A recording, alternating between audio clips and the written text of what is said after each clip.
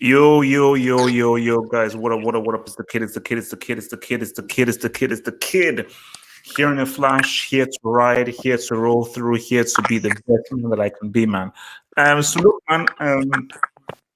Hopefully everyone is doing good. Hopefully everybody is all adhering to this stay home thing. Stay home, be good, and trying to flatten this whole curve. Tara, is that the oos on your icon? Yes, it is. Okay, I need to ask because people keep telling me that the US is trash and he feels that's Barcelona. So why is the US your profile pic? All right, I will explain. There is a bit too much disrespect on Dembele, in my opinion. A bit too much disrespect. All right. So the main argument against Dembele, or at least 95% of it, is that he gets injured too much. And when people ask the reason, it's the off the pitch habits. But then there's two things. One thing. So if the off the pitch habits were so bad, then why was he not getting this many injuries at Dortmund or Rennes? Hello? Yes, we can hear you. We can hear you, bro. We can hear you. Okay, so yeah, Tara, Karen. Why did he not get injured at Dortmund or Rennes? It's not, I mean, the guy was younger there. It's not as if he's gonna have better off the pitch habits there. And two, many reports have come out in recent years saying that gradually, not immediately, gradually, he has improved his habits. He has went on time to training. He eats healthier foods. He does all those kinds of things. And then we also have to factor in there have been a lot of injuries in Barcelona in general, especially this season and past seasons. There have been lots of injuries in Barcelona. And so, yeah. So can we really say it's down to Dembele? I don't think so. I don't think so. Especially when you consider like how many times like Valverde would like give days off to the players, and oftentimes Barcelona fans weren't happy about that. So with that in mind, we know that Valverde's training was not very much in way of intensity, and this has been confirmed that the intensity of training was not strong enough for Ousmane Dembele. Like for example, there was data from this when he was recovering in Qatar saying that he sprinted only 20% of the time in training, but in the match it was 90%. It was 90%. And because he was also growing, like his body was developing, his bones had not finished developing, like that only exacerbated the issue. So that sort of gap in intensity and that's in the training, and when he considers off the pitch habits, I don't think we can say that Dembele's injuries are his fault. We should be looking towards our own practices more, in my opinion. And seeing as Setien has improved the training in that regard, I think so we can see some good stuff coming out of Dembele. And in terms of on-the-pitch contribution, I mean, you have to give him time to actually congeal with the squad, congeal with the other attacking players and midfield players, because you can't just expect a player to just do whatever it is on their own. I mean, it's a team, it's a unit, and we've seen that whenever he has prolonged amounts of time fit, he performs. He performs. Oh, so Ashwin, I wanna respond to this comment here. So, no, sorry. Why did Dembele get dropped during the World Cup for Giro? First of all, he didn't get dropped. He wasn't picked. Weren't they playing 4-2-3-1? No, wait. Can I just because I have to first understand certain sense. To be dropped, you have to be in the first team and then get taken out of the first team. That's what means drops. If you're never in the first team, you can't get dropped. That's the first thing. Second thing is Didier Deschamps picked Giroud ahead of Benzema, who many people consider one of the best strikers of his generation. So the Giroud thing is purely a tactical thing, and Giroud didn't score a single goal at that World Cup, but it's because of how good he is tactically. And also, the Us plays on the flank. He's not a striker. So, I mean, bro, come on, bro. I mean, please do some Also, I'd just like to respond to this point that's been brought up. The Dembele miss. So we're just gonna completely forget that that was when you were 3-0 up in a game. At that point, it doesn't matter. At that point, you have Whoa. What do you mean it doesn't matter? At 3-0, No. Listen, I understand. We're going to be completely secure, completely fine. No. And we're not going to blame. No. We're going to completely forget Suarez and Coutinho missing easy chances at Anfield. Nobody's forgetting those, but you can't, just because other people have faults doesn't mean Dembele wasn't at fault for that. He should have put that away. Okay, what chance was more important to miss? What do you mean what chances are more important? The fact that he had a one-on-one is important in itself. The thing is this. That would not have been more important than making it 4-0. Easy. Wait. The You thing don't is get to determine importance. this is the classic. The thing is this. 100% the Wolves should have scored that. But I think it's disgraceful that a club of Barcelona's stature couldn't defend a 3-0 lead. That's a different topic, though. So if you're now saying that, oh my gosh, all because the Wolves didn't score that, he should now take the blame for Barcelona completely flopping and breaking it at Anfield, is stupid. No, Barcelona as a team embarrassed themselves and they bricked it by not being able to defend a 3-0 lead. That's just embarrassing. So that's on Barcelona. So that's not on So a whole Barcelona who already won 2 trebles need a 4-0 lead in order for them to go through. What the heck? Right, but okay, HH, these are two different topics. Obviously, Barcelona, they should not be. It's reprehensible what they did, not being able to defend a 3-0 lead and a 4-1 lead the year before. But I mean, just if you look at that specific situation, without all of the other misses, just if you're a top flight footballer, a one-on-one, this was probably the most simple one-on-one chance that Barca have had in the entire whole UCL campaign. It was Van Dijk and Gomez were completely out of position. Alisson was off his line. This was a complete one-on-one. But you have to score it. Sean, you're talking as if it was the same as Mr. Nigeria's miss in the 2010 World Cup or Torres' miss. No. That's why I said specifically in Barca's UCL campaign. Because basically the thing I'm not saying Liverpool wouldn't come back. I'm saying that I'm not talking about the fact the next week they blew 3 goals. I'm simply talking about that. I'm not even talking about Dembele's injuries. I agree with you that he shouldn't be blamed for the injuries, and I agree with everything you said, except for the part where you're trying to kind of lay off Dembele's back for that miss. No matter what, I don't care what people are saying about you, positive or negatively. You have to finish that chance, even if Liverpool come back to win 5-0 the next leg. The point is, if you're that great, you have to finish. Okay, Sean, I agree that chance was easy, but you're saying that even if the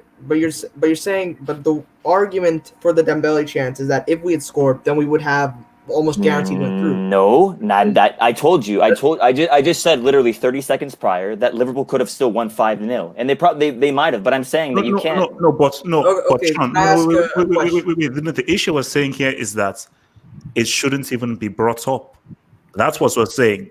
And the key thing is that when Liverpool won 4-0, nobody was even bringing up the Houston. People were like, these dudes really choked for the second year running. Nobody I agree. I agree with that. I was just responding to his. The story was that these losers choked for 2 years in a row, which was shocking. Listen, I agree with that, but I'm saying like I really, really wish he would have finished that because he got even more unwarranted hate for it. But still, like even the biggest Dembele fans have to you have to get on him for that, regardless of what you think the result could have been the next week. But the point is, Okay, wait. See this. Okay, Sean, this is a perfect example. If it was 2-0 and he missed that, or let's say if it was 2-1 and he missed that, then it would be a big deal. Then it'd be like, oh my gosh, bro, what the hell? At 3-0 is a lubrication. 3-0, you have totaled this team. So that's him scoring. That would be like, okay, now that's just now gone, put a full stop on the whole thing. But at 3-0, everyone is thinking that, okay, yeah, we're going to get an away goal. Yeah, Liverpool will come back, but yeah, we're going to get an away goal and we'll be good. Nobody thought that you're just going to go there and just concede 4 Gs. So I know. No, I know that. I'm just saying, like, what you guys are thinking. I'm trying to like add on to the idea that Liverpool could have or may not have come back. But I'm saying is in a vacuum. If you look at the situation in itself, without taking into the situation what we know happened the next week, it's got to finish it. That's all. That's all I'm simply saying. All right, so let me just take some super chats here. So super chats here from Martin Rosario, who thinks it's funny.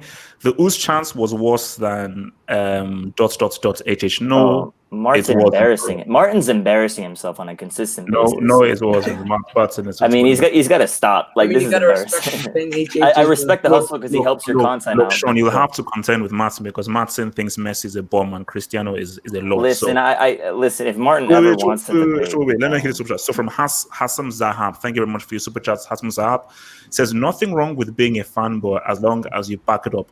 You guys will find out in the Lewandowski Suarez debates coming up. Oh, okay. Hassam. Okay, so this Oh, okay, is the perfect segue. Okay, so did you want to say something, Tara? Oh wait, talk about So Lewandowski. I'm just gonna ask a rhetorical question. I agree that the Dembele chance was easy. Like, he definitely should have scored that.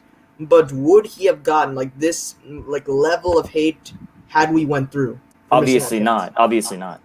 Okay, but that's not the point. Exactly. Yeah, but that's right. But this super chat right here, I know Hazem is obviously going to defend Lewandowski over Suarez, and actually, I'm going to be honest. In terms of who's the better player, overall player, I think Lewandowski's better. Even though I'm a Barca fan, I think Lewandowski's a better player than Suarez.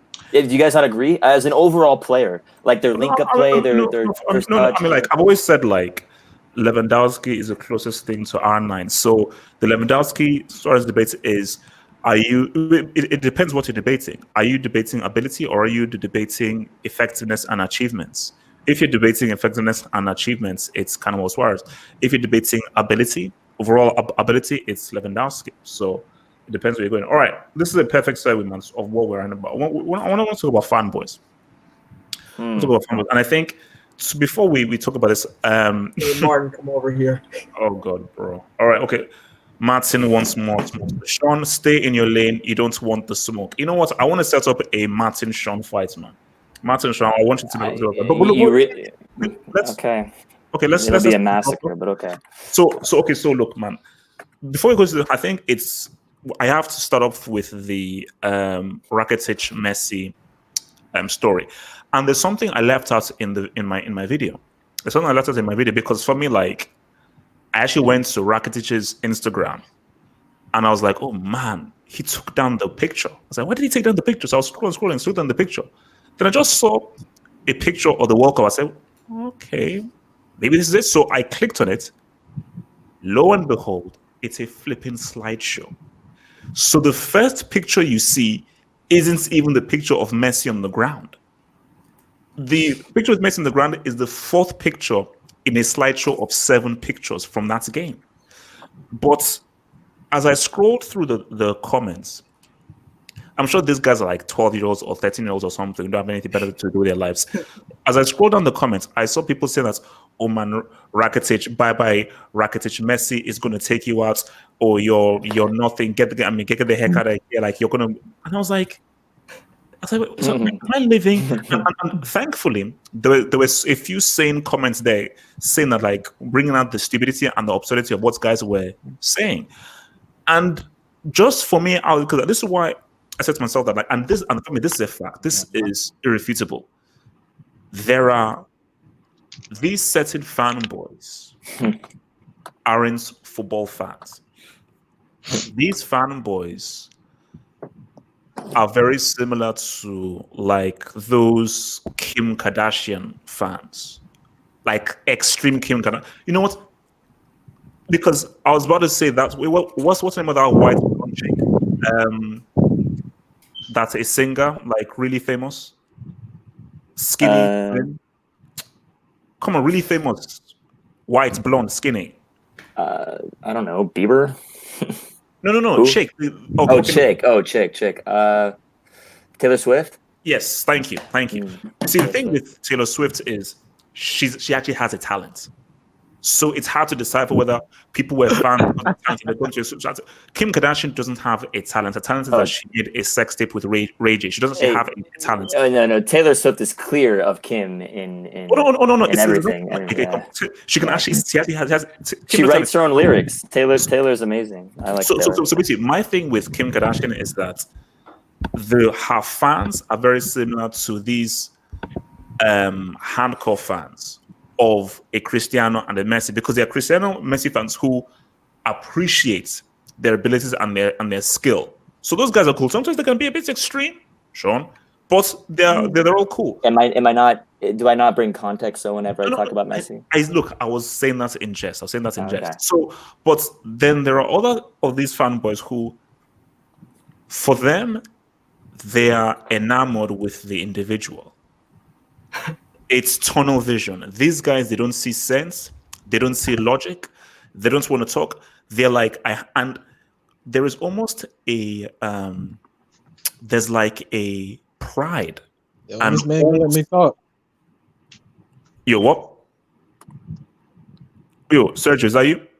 You can't hear me? Yeah, we can hear you. Yeah, we can hear you. We can hear you. Yeah, this is my first time in this show.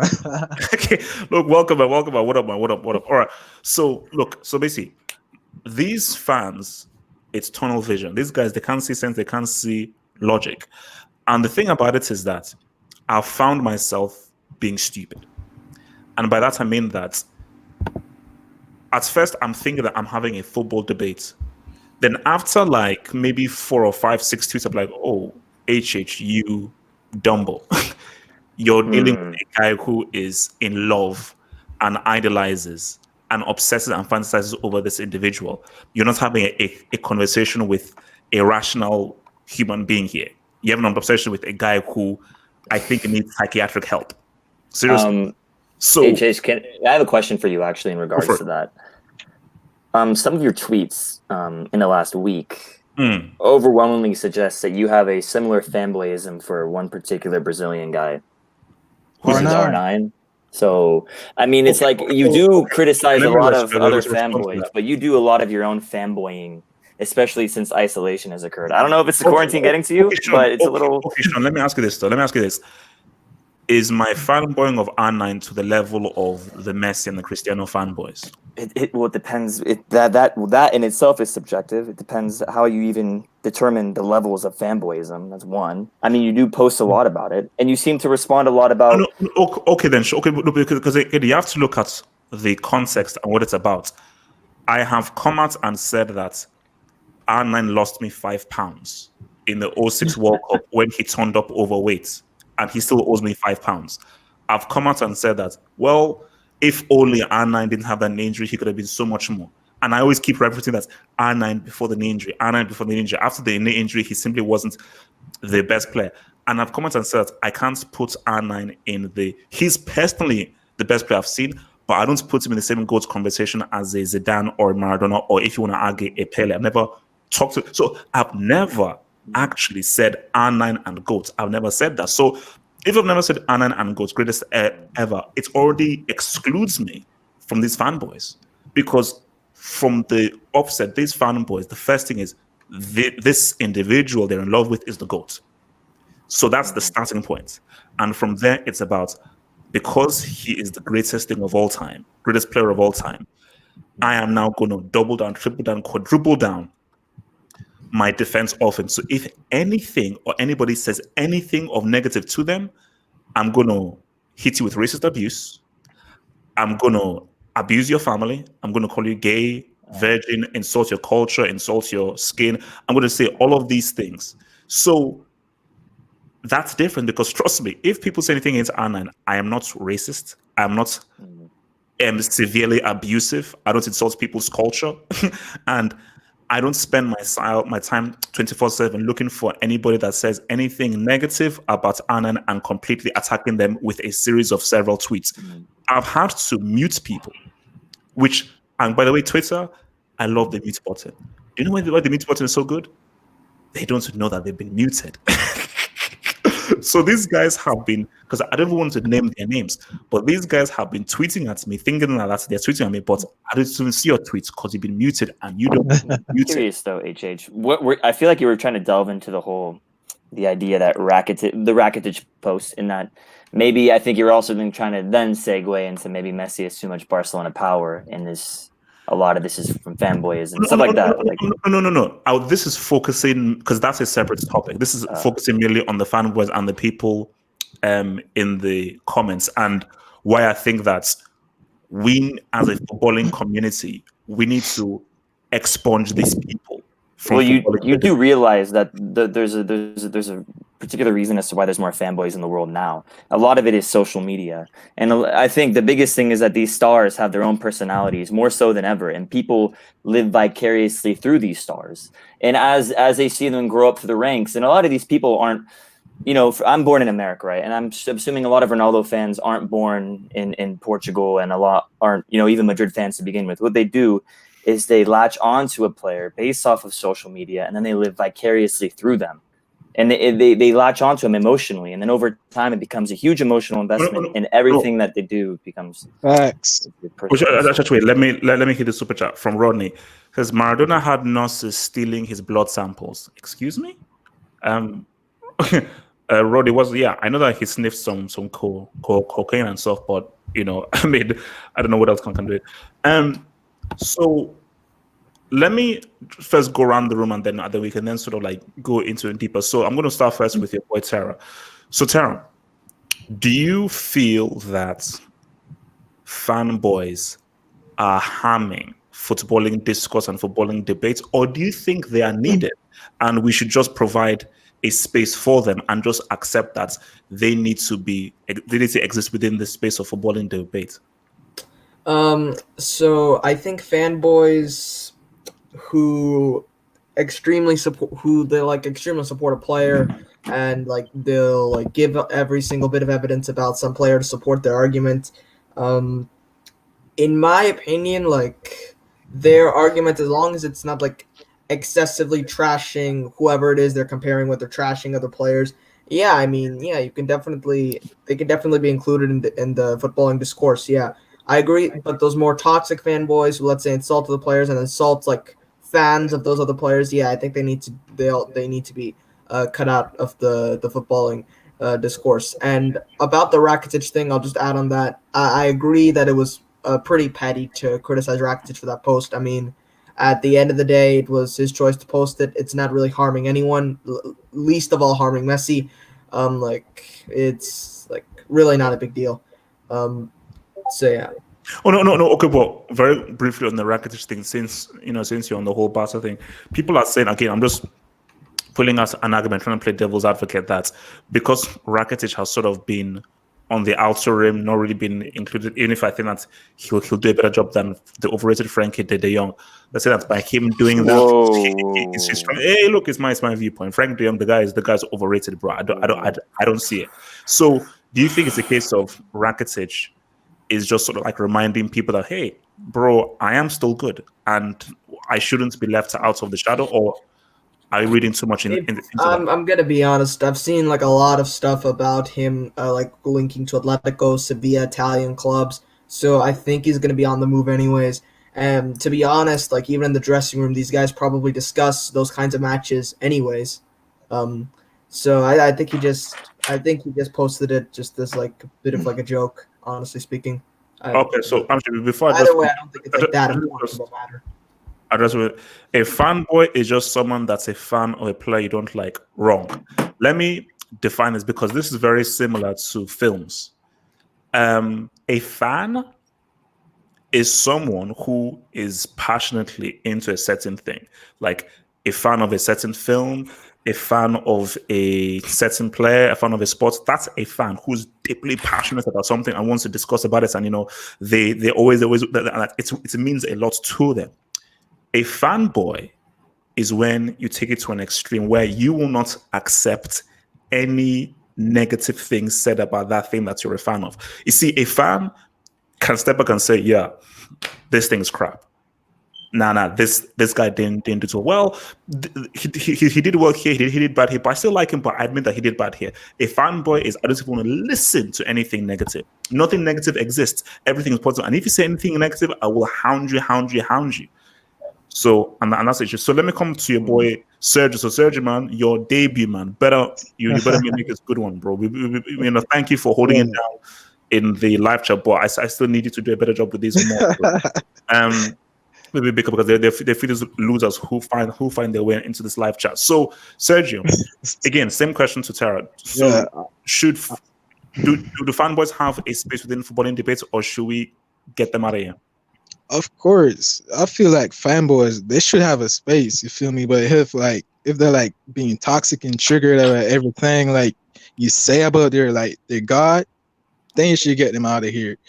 But at the end of the day, you gotta remember that footballers are celebs at the end of the day, so they're always gonna have their fans. They're always gonna have their fan base and stuff like that.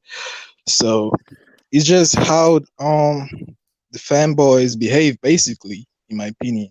That yeah. See what I'm saying? Okay. So you're saying that it's mainly about how they behave, because the issue is that I would say 98% of these fanboys, they take it to an extreme, and you can't debate with them. And when you try to debate with them, you can't have a rational debate. They will passionately be in with these guys that they're with. So should we still have a debate with these dudes if you know that you can have a rational conversation with them? I mean, I don't even debate with fanboys because I know they're not gonna take what I'm saying seriously, or like even when they know they're wrong, they're still arguing with you. So I just stopped arguing with fanboys, to be honest. Okay, Swin, so Armchair Critic Man, thank you for super chats. A fanboy once said Hazard is better than Cristiano. Now, this is obviously referencing to what I said. Now, let me reassure myself, I am not a fanboy of Hazard. I'm a fan of Hazard. I was the same guy that many years ago said that Sanchez was better than Hazard, and Hazard just kept on dribbling around in a circle until he improved and actually saw himself. And me making my personal assessment that ability-wise, skills-wise, Hazard is better than Cristiano. That's just my personal viewpoint. It has nothing to do with fanboys. You don't see me dreaming, because we will get to the extremities, because I want to get to you guys' thoughts on the psychology of these fanboys, because I find it scary. Oh, but we'll get there. We'll get there. So your boy roll for football. Should we entertain these fanboys or should we get them out of here? Rule football, bro. Is your mic working? Going once, going twice. Peace. Jamal, fanboys. Should we entertain them or should we get them out of here? Fanboys. Jamal? All right. Oh yeah. Entertain them. Yeah, everything. Yeah. I mean, your I feel we should connection is a bit entertain them because iffy. they are easily triggered. What about now? Keep talking. Keep talking. That's not. Okay, that's not. Yeah, I feel they are easily triggered, man. You know, I love fanboys. You know why? Because they're easily triggered. You just have to say one thing, and they will blow up. Did you find that? Just while a laugh. Okay. Oh, I think Jamal. I think we're losing you a bit. I think try and come back in your connection is a bit iffy. He asked you, HH, if you find it entertaining to just trigger fanboys, irregardless if you know that even debating them is sometimes pointless. But he thinks that, don't you find some entertainment in it? Do you not? Do I trigger? No, I don't find it entertaining. Okay. It's entertaining to begin with, but then it just delves into absurdity. So that's what Jamal was asking. Oh, okay. No. Yeah, but Jamal, try and just get. Because your connection was a bit iffy. Try and come out and come back in, so everybody in the live chats can hear you. Red Devil, where do you stand? Actually, no. Before I come to Red Devil, actually, let me come first to your boy Sean. So Sean, where do you stand with this, man? Fanboys in general, and if they deserve a certain space to kind of voice their opinion. Well, wait, Sean. Before you go, how much do you want to bet that this dude is a fanboy? You've just come in and say Messi's a brick, he is done. How much do you want to bet that guy is a Cristiano fanboy? Oh, that's what I'm saying. Wait, who said that? Pez legend. Oh, I mean, well, he could be doing it for trolling purposes, but the point. So Sean, so do you think we should entertain fanboys or should we get them out of here? Well, I think there's certain spaces where we all do, and kind of naturally, like if on Twitter, it seems like people just love to entertain it, especially with the boredom going around right now in the world. But I don't think it's as bad as people make it out to be, because even though there's a lot of negative energy with fanboys and a lot of their arguments are kind of, they don't make a lot of sense and a little moot or irrelevant. And I've been called a fanboy a lot, but that's fine. The point is that even though there's a lot of negative energy with them, they're still talking about football in general, and it actually creates engaging debates sometimes. You can get fanboys that know their stuff and they really defend their idols, but they also bring in a lot of context too. But there are some fanboys that make it personal. So there's a fine line between personal attacks with fanboys and if they're actually engaging. So you can't just say, let's just get rid of them, but there's a space for them. There's a reason why YouTube garners a lot of fanboys, Twitter garners a lot of fanboys. There's platforms for them to voice their opinion. There's not a lot of fanboys on professional punt on shows on like ESPN FC or like Sky Sports and things of that nature. It's only on these social media platforms where they're given a voice, where they're given a platform to voice their opinion. So we should just keep it at that and let them be there and just enjoy themselves, because there are times where they actually bring in a lot of other football fans too. And so there's positives and negatives with fanboys. Okay. So Red Devil. You can turn my hit now. Okay, all right. We don't need to learn about your baby mama. Red Devil. So where do you stand on this? Should we entertain fanboys or should we get them out of here? I mean, like, fanboy, the concept of fanboy is not something that's specifically restricted to football. And as someone who's been in like multiple different communities with different interests, I would argue that I think the only reason why football fanboys is because football is so global and more popular. But we bought Red Devil, trust me, because I used to sort of do films quite a bit back in the day. There are fanboy. See, for me, the term fanboy comes really from Comic-Con and comics. That's where the term comes from. Fanboy is really, if we go back, it's really from the Star Trek conventions and so forth. Exactly. But it's not into like whether you're a fanboy of LeBron, fanboy of this and that. So yeah. That's what I'm saying. So my idea is that like it's not obviously not something that's just restricted to football. Like, and there are a lot of other communities outside the sports of football where I would even argue, like it's a lot worse in terms of like fanboyism and stuff like that. So I'm not going to name any specific examples, but my first point is that like there are a lot of other fandoms around that are arguably much worse than, I would argue, the football fandom. And given how big football is as a global enterprise, you're obviously going to get a certain proportion of the fans that are going to be, borderline delusional. Now, whether it's something that should be entertained, I don't know. I mean, at the end of the day, like Hello. Can you hear me? Yes, I can hear you, bro. Okay, sorry. I'm Karen. Sorry, can you hear me? Oh yeah. At the end of the day, like we're in an age where like sensationalism sells. Sensationalism is what draws attention. Sensationalism is what draws it. So the fact of the matter is, if you get someone on for a reasonable debate with another fan, that is not what is going to generate like clicks. That's not what's going to generate views. That's not going to generate Twitter press, etc., etc. And that's the same in the mainstream media as well. So, but a fanboy, someone who is adamantly passionate about it, irrespective of what, and who could be funny and entertained about it, that's what generates attention. That's what generates content. And so, I don't necessarily think that's a good thing. But I think that's just where we are at in terms of the way that media and stories and football sort of is right now. So I guess in summary, my point is like everything is good in moderation, but I think the fanboys and the constant fanboys are here to stay because quite frankly, it is just something that garners attention and will always get reported over. Essentially, a reasonable fan will get less attention than a fanboy every single day of the week. It's as simple as that. You're not going to see the hundreds of Twitter posts from reasonable Manchester United or Liverpool fans. You're going to see the one or two stand out from a delusional Liverpool, Manchester United or Chelsea fan that says some weird thing like Hazard's the best player in the world, for example. Something like that. You know what I mean? So that's it. That wasn't you. That wasn't you, HH. It wasn't me. It's a general statement. I always said if you push me top three, pick Hazard top three. If you push me, but carry on.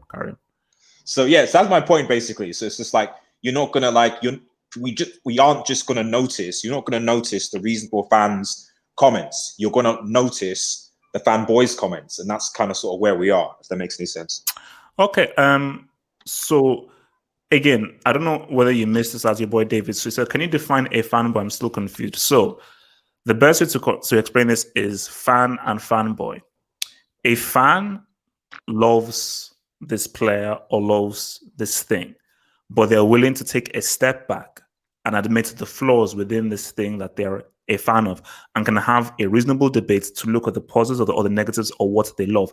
But even if they accept the negatives, they still love what they love. A fanboy doesn't see any negatives. A fanboy doesn't see any flaws. A fanboy only sees positives, because a fanboy, there is an insatiable need for them to always champion this thing that they're a fan of. So that's why that's separate from a fan and a fanboy. Just quick, let me just hit this and then we'll move on. So it's just thoughts on Saint Maxime. Skillful, but lacks decision making and needs to learn more about when to do dribbles and just when to and be far more effective. Because you can be flashy all you want, but the really good players from the excellent players make better decisions and know when to do particular skills at particular times. So from your boy Rule Football, is your mic working there, bro? Yeah, I got you. It's also my first time. I just want to. So fanboys, should we entertain them or should we kick them out? Well, it's pretty interesting because I'm actually gonna have a debate with a fanboy, Hasm. Where's that coming from? Whoa. Okay, Karen, go for it. Yeah, I'm actually gonna have a debate with a fanboy. His name's Hasm. I'm sure you guys already know, but yeah, I'm defending Luis Suarez and he's defending Lewandowski. Yep. But, we're trying to set that up very soon. But go for it. Mm-hmm. Yeah. So, I mean, I think fanboys they're needed in football, like especially now because of Twitter. You see all of them, all of the fanboys. They use their idol as the picture of their, I don't know, Ivy. I don't know if that's what it's still called, but yeah, it's so it's needed in football because they're the ones that usually buy all the jerseys and buy all the fragrances. We're gonna say that, but for football discussions, it's hard to have a debate with them because it's kind of like bringing up politics because they think that no matter what they're gonna be right, and it's kind of I'm just giving an example. It's like when you try to argue with FG about Cristiano Ronaldo, he gets super emotional.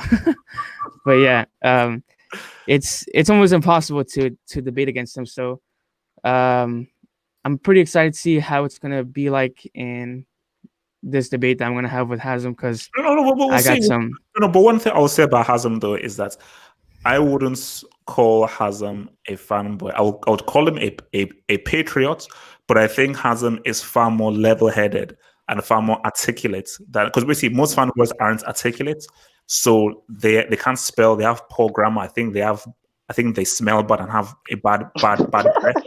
So, and I think they have acne as well, and I think they still live in their mom's armpits. But for Hasm, I just think he's far more articulate. So it should be a very good debate. So you have to bring your research because Hasm. Yeah, I got some. You know the stuff.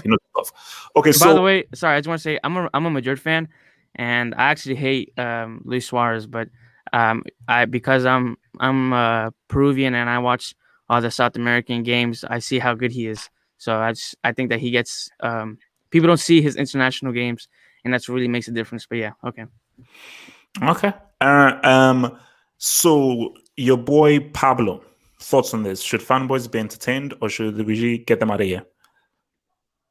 Basically, fanboys. Well, most of it is based on their emotion and social media. Yo, Pablo, speak clearer. Unless you're in Baghdad, speak clearer. You sound like you're in Baghdad. Speak clearer. Can you hear me? Yes, thank you. Yeah, talk, all right. Okay, basically, fanboys, most of their thoughts are based on emotions and social media, but they should be included in debates about football because obviously they bring emotion and passion, which is like really good for debates. But where fanboys are like, where they go wrong is basically when they insult like another person's opinion and like they demean other people's opinions.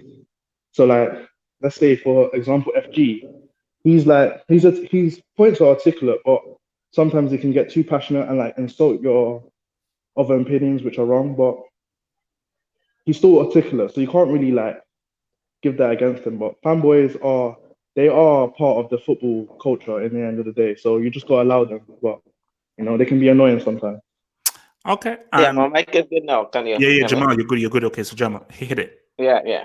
Now, I think they're very weird, man, because my neighbor, he's a fanboy of Cristiano Ronaldo, and there's nothing wrong with it. He's totally straight. But he say if he meet with Cristiano Ronaldo, he say he might actually sleep with him. And that is so straight. That is very straight. Jamal, please don't go into details. I beg you, please. Thank you. Yeah, but to me, I feel they're weird because if you really think about it, they do the. Christian doesn't even know these people. They are nothing to them. I just feel they're weird, man. They should just be a fan of him. But when real football fans want to talk real football, just stay in your corner and let our real football fans just talk. Okay. Stodge. Is there a place in football for fanboys? Yeah, there is, in my opinion, because if you look at the word fan itself, it derives from the word fanatic. And a fanatic is somebody that has is single-minded to something, that you can never change their opinion. Wait, but sorry, real quick, because I'm not going to stop you there. Okay. A fan isn't a fanatic. I am a fan of Batman. A fanatic is someone that is obsessive. Fanatic links to obsessiveness. If I'm a fan of something, it doesn't mean I am obsessed about something. An obsession Fanboy is like a social media fan. Wait, let me break it down to you, HH. I said the word fan derives from fanatic. Okay. Like you said, a fanatic is single-minded. He's obsessed with something. The only difference is a fan is more passionate. He's less obsessed. And in terms of the arguments, fanboys, to me, the word fanboys doesn't exist. They're just fanatics. That's what they are. In essence, they'll do anything for their idol. Like the guy said, the type of stuff these fanatics say is, it's almost like they're married to the individual. True. And that's true. There's a place for fanboys because let's be honest, a fanatic can either be a group, an individual. So they're sort of like a fandom. They're just fanatics in that way. And I've come across them when it comes to Liverpool Football Club. We all support clubs, and within our clubs, there's fanatics. For instance, I think one of the first times I was in this hangout, I said Firmino's overrated. I had a bunch of fanatics attacking me, saying, "You're not a Liverpool fan. How dare you say anything bad about him? Real Liverpool fans would never do that." What's the difference between that and a Messi fanboy? Because they're attacking my opinion and saying that the requirements within our club, within our fandom, is you're not allowed to say anything bad about a player. That is exactly the same. Well, real quick. And I mean, I don't want to go veer too far away, but you entered a very interesting place, which I may even want to go to because I want to comment on Liverpool fanship and when a Liverpool fan steps outside of the norm. But I want to touch on that later on, Bakarian. Yeah, exactly. So I feel like this exists within. Listen, fanatics, they're sort of like a cult. When you have a cult leader, you don't say anything bad about him. You essentially just worship him, and you'll do anything for him. That's what they are. And and the reason why I think fanatics have always existed. The reason why we're noticing it now is because of social media. And another thing is, even media personalities are fanatics. I mean, one of the most biggest sports shows, which is Skip and Shannon, essentially they're both two fanboys. Let's just keep it realistic. That's what they are. One is a fanboy of LeBron. So yeah, exactly. So this is becoming normalized now, and more kids just think it's normal to worship their idols. So I think it's just the type of society we live in. We have to get used to it. It's going to get worse. Okay, actually, real quick, just for the people in the chat, and maybe ask you guys, would you guys call the guys on AFTV fanboys for fanatics? Yes. No. Okay. The guys at AFTV. I mean, some of them attack the players. Ty. For sure, Okay. Ty is a fanboy. Wait, can I just take one more before I go to Mr. Peter Gonzalez? So from Beerta Klumped, thank you for the super chat. I find Cristiano fanboys are irritating. I'll have a debate about why Annan is better than Maradona or Messi. CR7 fanboys will come out of the woods to harass me. Bro, you don't even know the half of it, bro. All right. Peter Gonzalez, do you think fanboys have a place in football discussion, or should we get rid of them? They have a place because there's actually no way to get rid of them, but they're irritating as hell. For example, today, I saw a tweet that put Mo Salah as one of the elite level strikers in the Premier League. Someone said Mane's better than Salah, and then the person came out with a bunch of stats of the last 3 seasons of why Salah's better than Mane. But if you take it as a time period, you know, if you say in the last 2 seasons, you can say Mane's better than Salah. You look at the stats. You go over 3 years, then Salah's better than Mane. And this shows that you can, you know, select like a time period to make your favorite player or your favorite team look like the best in the world. If you go over the last 20 years, you know, Madrid is last 20 years, you can say either Madrid or Barca is the best in the world, which they are. But if you go over the last 2 years, and you say Liverpool's the best team in the world, which, you know, or maybe the best team ever, but they're just not. And so then they're placed like, they're there to, I think they're there to keep us on our toes, just to frustrate us, to be honest, because they don't use the eye test and they'll spin any angle to, you know, achieve their objective of showing that their team or their player is the best. So there's nothing we can really do about it. Okay. I want to hit 2 things now. So let's just do a quick swapperoonie. Bring the old dudes in. Now this, first of all, I want to just answer this first. AFT and non fanboys, they're Arsenal supporters. To a large extent, yes. Ty is a fanboy. I love Ty. Ty is one of my favorite. Yeah, Ty is a fanboy. Definition of a fanboy. Yeah, so definitely. That goes without saying. Shout out to my podcast buddy, Talking Tactics. We drop every Tuesday, live every Monday. People's lives are generally miserable. So attaching yourself to another person's greatness is a way for people to boost their self-esteem and morale. This leads us perfectly onto. Now I want you guys to basically, I don't know how many of you have watched Sopranos. I want you guys to be Tony Soprano's psychologist now for me, because I want you to try and help me understand. I understand, but I think you guys are smart enough that I want you to guys trying to help me and the audience understand.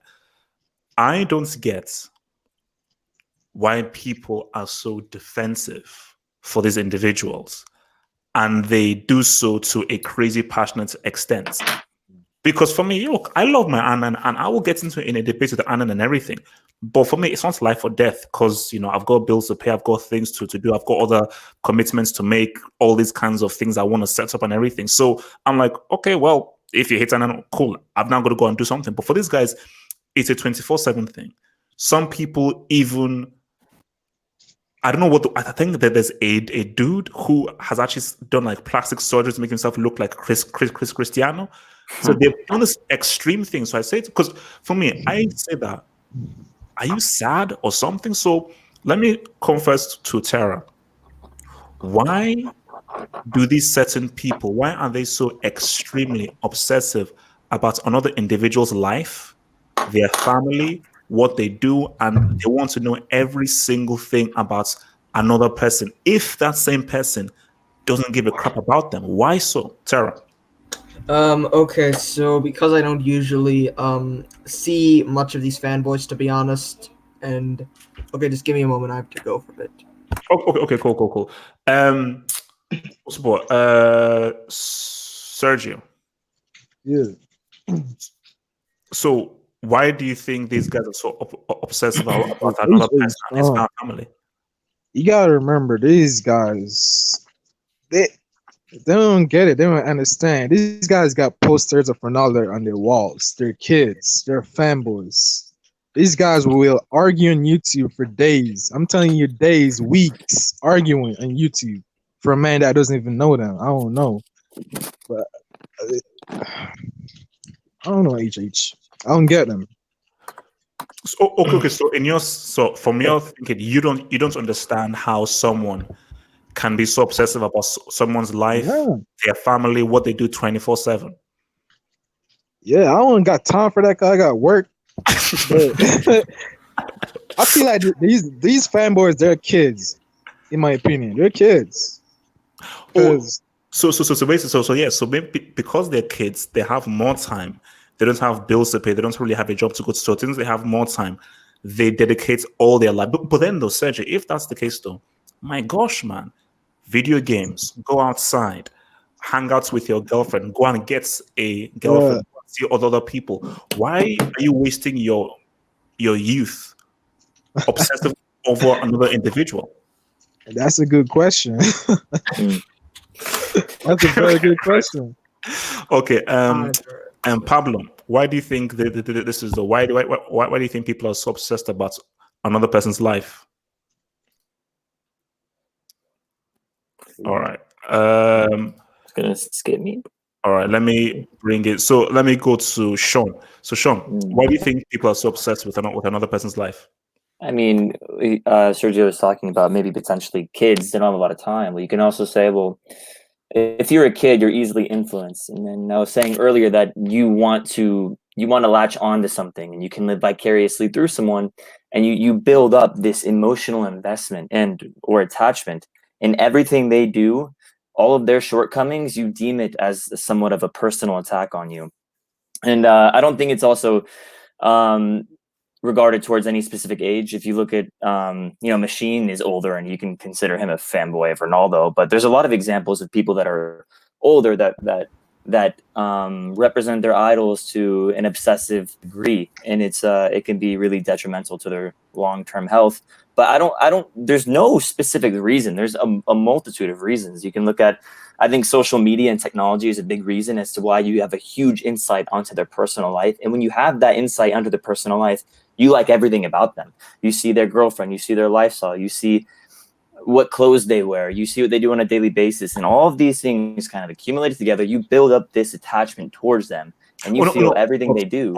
But Sean, though, again, you're getting to a great point. But my response to that is that shouldn't you have some self-worth? Because you have to be realistic to yourself. There is a 0%. Okay, there's a 0.1% chance that you will be able to be that good at football and that's money and have that kind of lifestyle. So shouldn't you be realistic and be like, because you will just end up ultimately being sad because it's very unlikely that you will be able to meet a Cristiano.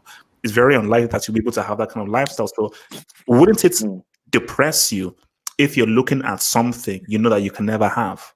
Listen, it could be cyclical. If you think about it, they're so depressed that they don't have that lifestyle, but then their only way of having any sort of like endorphins positively is by living vicariously through these individuals. So what you do is you get like a really natural high by looking into their life. When they score a goal, you feel really excited, and then as time goes on, you realize you're pretty worthless in your own life, and you get depressed. And in order to get rid of that depression, you watch more of your idol. So it becomes like a cyclical thing. And I think that's the problem in modern society with a lot of individuals, that they go into this cycle of wanting to release positive hormones by watching their favorite players play and living through them. But then they realize, well, their life isn't that great. But in order to feel good, they do the same thing. It's like when somebody is relatively overweight, what they do is they eat to feel happy. But when they eat and get big, they feel depressed. So to get rid of that depression, they eat again, and it becomes cyclical. Yeah. So if you look at this cycle, it relates it relates to that too. So, but it's even getting clearer now. So rather than me sort of being pissed off at these people and call them fools, I'm like, if this person gives you life and positivity, cool. Like for me, at the end of the day, I love football, but at the end of the day, it's just for football. So if this person, because your life may be crappy, and this person gives you positivity, and you always need to have positive vibes about this person, okay. Just that, I just wish like there was I had like a machine that could tell me that, okay, you're now speaking to a fanboy who needs this guy positive. Because if I know that, I'm like, I will back away. Let me not have a debate with a fan so we can go back and forth. But if I'm dealing with the dude you just described, Sean, I will happily back away. Enjoy yourself, because I shouldn't have to rob anybody of the positivity. I still think that it's a bit sad. I still think I should have more self-worth, but it is what it is. It is what it is. It's also fun for people too. People just enjoy it. It's entertaining to idolize someone to that level. But yeah.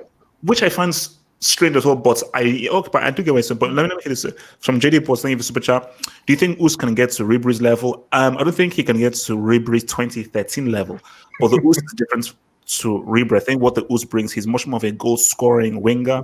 Ribery was much more of a traditional assist winger. So I think those are two different kinds of players.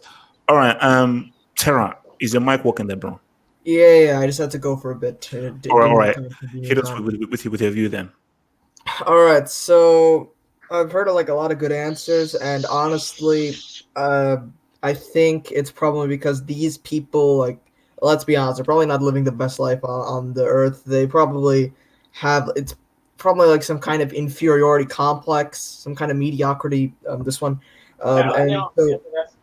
and so being attached to these kinds of idols who are like living in these kinds of like these dream lifestyles, like I think, and seeing what they do, seeing like their talent, seeing like how they live, I think it gives them like that kind of lifestyle, something completely different. So they just latch onto that, and then I guess like Sean said, like live through them almost, and it becomes something like that.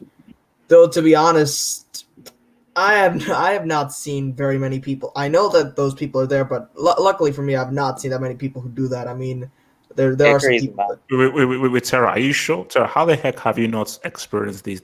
I have, but like not like often, and often like a lot. I'm not like I've usually been like unsure like what drives people to these kinds of points where they like worship their like idols as if it's like a god or like a religion. Like it's confused me. But I think it is like a bit of an inferiority complex. Like I think they see these people do whatever it is they do on a football pitch, that they see what they do in their sort of outside lives, and then like that inferiority complex just sort of like bubbles up into some weird thing of idolizing, almost as if it's a religion. Okay. So Jamal, your thoughts on this though? Why do you think these fanboys are like this? Yeah, I think it's weird, man, because the only people I get onto for is like my family. Like I will defend my mother, father against anybody because them is who, have a roof over my head and them raise me. But I don't get why you don't even meet these people. How can you love somebody so much you never even meet? That's why I don't understand. To me, brother, family, yeah, is a must because those are people you live with since you was born. But I don't get why people love people who they never even be. But maybe they feel them as the brothers or the sisters. Who knows? They're weird. Okay. You see, this is stories because I think I had this story about someone I think in Cameroon, and I think United lost an FA Cup match and he killed himself. So something in Cameroon. So it's stories like this that I find worrying. And because aren't you good defend your aren't you good defend your mother or father for anybody? Like if they're wrong or right or anything, that's asking. Yeah, I mean, because for me, I'm like, no, have self-worth, man. Worry about your life. Okay, let me bring in your boy, Rolf for ball. Where do you stand on this, man? Yeah, I'm kind of like Tara, where I haven't really encountered them much. I did in one occasion though, and it's kind of like I said before, where you can't. I don't know. It's like you kind of feel bad for them because they idolize someone, and I would agree that it's usually when they're young, because when you're younger, you want to strive to be, say, let's take Cristiano Ronaldo. You want to strive to be him, and you start wearing his shoes that he puts on his Instagram. You start buying his jerseys little by little, fragrance, like I said before. And then like when someone comes and says, "Oh, I think that player is shit," well then they're gonna be like, "What the heck? That's my idol." And then they start bashing into their opinions, and that's kind of where it all starts. And once you grow into adult, a lot of people do grow out of it. Because I was a big fan of Real Madrid players, but now that I've gotten a little older, I kind of I stopped being so much emotionally tied into it. But yeah, like so maybe it's an age thing, and these guys will grow out of it. Yes. Mm-hmm. All right. Let me super chat from David Cote. Thank you very much for the super chats. Fanboys are keyboard warriors. Hooligans are crazy. Oh yeah, true. Yeah, but my thing though, David, is still I don't think I want to see a fanboy in reality because a hooligan may punch me, a fanboy may try and bite me. Oh, so you never meet one? You never meet one? What's that? I say, have you ever met one? Oh, thankfully not. Thankfully not. I mean, and I thank God that I've not yet met a fanboy. So Stodge, what's your thoughts on here? All right, I'd say why are they fans? Probably, I'd say the reason why they get so attached to these players is because these are people already lacking self-worth. So when they see almost an idol, a figure bigger than them, they attach themselves to it, and they attach that person's greatness to themselves, and they end up defending them. In a way, like I said before, a fanatic is sort of like a cult. It's the exact scenario of a cult. It's just that now it's involving football players. For example, when you showed that example of the person that killed himself, oftentimes when somebody worships a cult figure, they'll do anything for him, whether it means even killing themselves or harming others. And obviously, I wouldn't say to this degree, but it's sort of like that. And there's another big issue, which is social media. I'd say previously, before, if somebody was really obsessed with a player, oftentimes their parents would tell them, "Oh, you need to relax or something." But because they're getting so much positivity from social media, and they can find people like this on social media that also support them with it, it sort of normalizes it for kids, and it's getting worse due to social media. If you look back in the day, there's no way people would come out into the public and say, I love this player to the nth degree, and I'll do anything. But now, if you go on social media, you'll find anything. I mean, I've seen some teenagers saying, if Ronaldo, like the guy said, they're so obsessed, they'll do anything. I seen a kid saying, if I think when it was Ronaldo was facing the allegations, right? You remember that? So Ronaldo fanboy said, "I don't know why she's angry. If that was me, I'd be okay with it."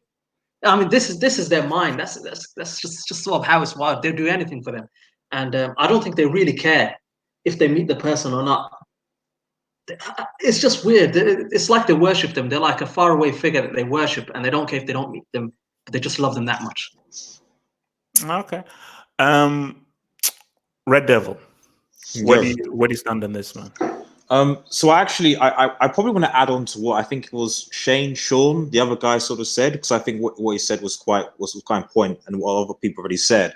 I think the two things I want to add is one, we should also not necessarily assume that a lot of these, because we seem to be going more into the psychology of this, so we shouldn't necessarily assume that a lot of these people come from stable backgrounds, So, and I think obviously the background that you come from obviously is quite important. So if you are, if you're coming from an environment where, case in point, we're talking about these people that idolize players. Well, the first thing I'm going to ask is, well, did this person actually have any love, support, positive energy from people around them? If they were bullied at school, if their parents just excluded them, didn't want them, then is it any wonder that they sort of create or are drawn to something to give themselves some sort of identity, some sort of self-worth, etc. So that's something I think is very, very important, and something that shouldn't be underestimated. The second thing, and I would argue maybe this is maybe the more the sinister sort of thing, is that I do think that a lot of this has its origin just ultimately in tribalism. And when you look obviously the history of man, so a good question can be, why have hundreds of thousands of men, young men, followed often crazy leaders to their deaths in multiple conflicts throughout the ages? A lot of the time when you can, yes, people say, oh yes, it's just to defend their countries, etc. Red Devil, let me say something. Yeah, go on. They didn't have a choice. They didn't have a choice. Yeah. So it was like do or die. Like, say if it was during World War II, Hitler, you'd be shot if you said no to Hitler, basically. I sort of have to agree with you, Nippon. I have to agree with you. The only thing I would sort of say is that, at the end of the day, if the majority, if like, it's like, I'll quote Rome, for example, you know, so if you had multiple defeats, if there was morale, etc., you were gone. You were going to be assassinated fairly quickly. So there is something to be said where if those leaders did not get the respect of the men that fought for them, etc., you know, so they pissed them off, they weren't going to last particularly long. And I think in the case of Hitler, because obviously he garnered a lot of respect because of his accomplishments or whatever for a lot of the Germans, and bearing in mind that he anyway, I won't go into the sort of thing of Hitler, but I do see what you're putting. Well, Hitler was a clown. Either way. Of course he was. Yeah. Yeah, my point, I think, is just the fact that, and it's just the tribalism element, which is obviously has been there with man for ages. Football in particular, but obviously this, as I've said before, this isn't something that's necessarily related to football. It's not a football issue, Fanboys per se, but football is obviously something that is very tribal, you know. And the reality is that so you're saying that people need and thrive off this tribalism. Yeah, and tribalism is like an urge that they need to feed. True, yeah, but also more sinisterly, and I think this is my last point, is that people want to exploit that. You know, so the reality is that, like, who are the people that are people we talk about Cristiano Ronaldo? Who are the people that are promoting Cristiano Ronaldo? Who are the people that are promoting? There are people behind Cristiano Ronaldo that are promoting these footballers as products, as ideas, so they can make as much money as possible. So this tribalism, this worship sensationalism, ultimately, it's people behind the scenes that want to obviously maximize the most amount of money that they can make as possible, and knowing full well, because I don't think these people are stupid. You know, they know about football's tribalism. They know that people will support through thick or high water this particular player, and because they know that, they take advantage of that by promoting it, and so they can make as much money as possible. But last point, Redolf, before I go to Nippon, but Redolf, my question is, why do people invest so much in something they can't have? Why do you care about this person's family, their livelihood? Why do you feel you need to defend them and everything? Why don't you have self-worth? Why don't you look inward and say, let me improve my life, let me get a better job, let me eat better, let me exercise better? Because if you live your life amongst somebody that lives hundreds of miles away, that is 3 billion times as rich as you, and so forth, wouldn't that just feed your depression? Because you just get it comes a quick low.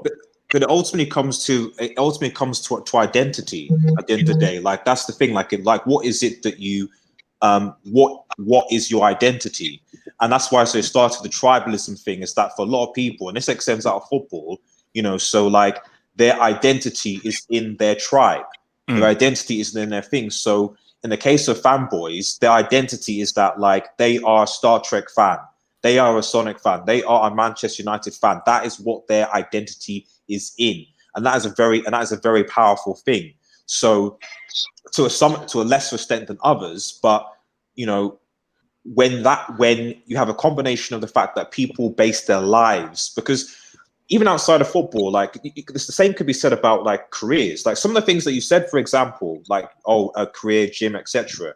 People can take those things to the further extent, and they gym so much that becomes their entire life, or they career so much that becomes their entire life, that when it's taken away, they're like, what the hell do I do? Like, what's going on? Like, they lose their focus, and they go and resort to drinking, drugs, etc. That is why, just before I go over to your boy Nippon, and that is why I feel that as a society, and maybe the media is to blame for this, there needs to be a greater onus on people improving their lives and not just investing all of their lives into something that they can't have, because by doing that, you will have people committing suicide because a certain player missed a flipping penalty. Nippon, your thoughts on this? They're a cancer to the world.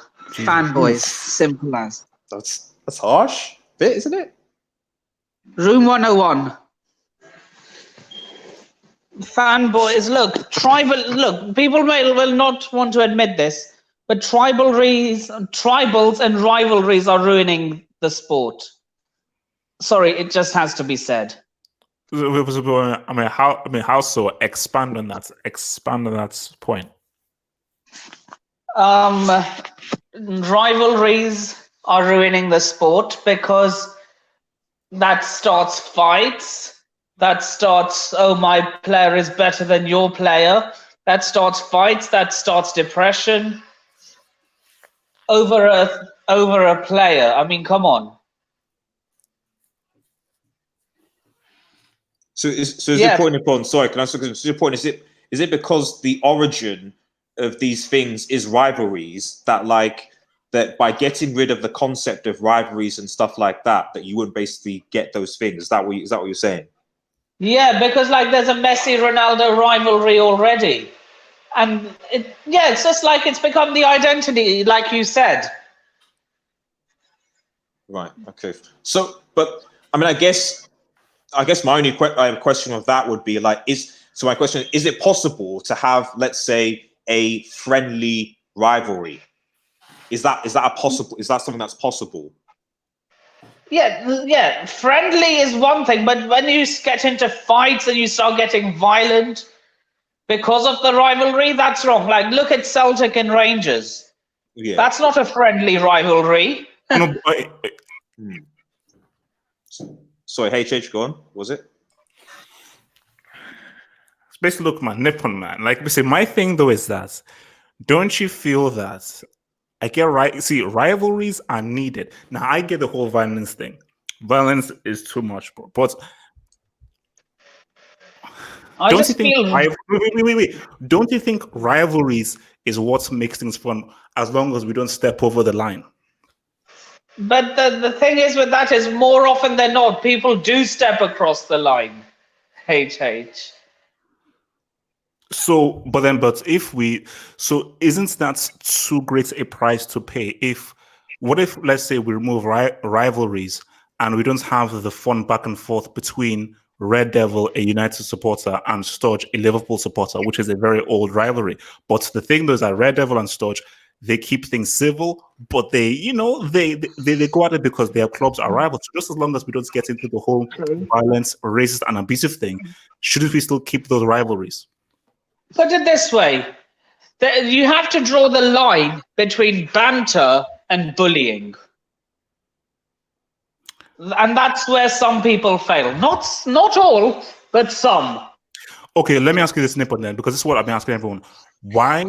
What is behind the psychology of these people who feel that they have to obsessively live the lives of a Messi and a Cristiano, and they like every Instagram pic, they're defensive about them, they want to be them, and they almost want to be a surrogate son to them? Why are they also obsessed with these people's lives, and why can't they be obsessed about their own life?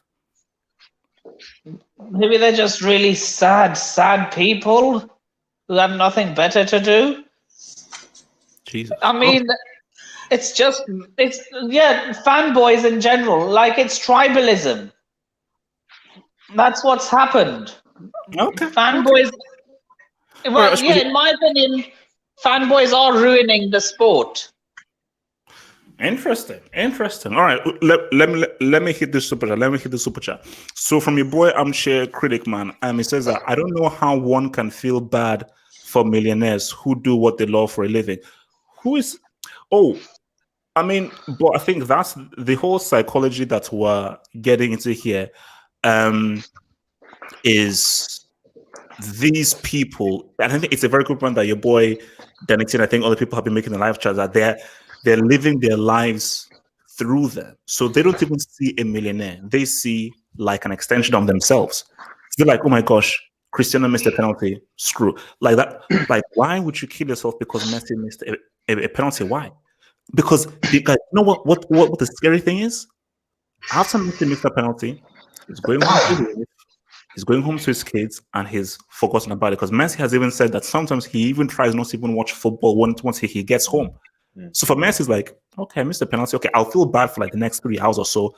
When I get home to my family, bro, I'm playing with my kids and doing my stuff. So the man who missed the penalty doesn't even care as much as you do.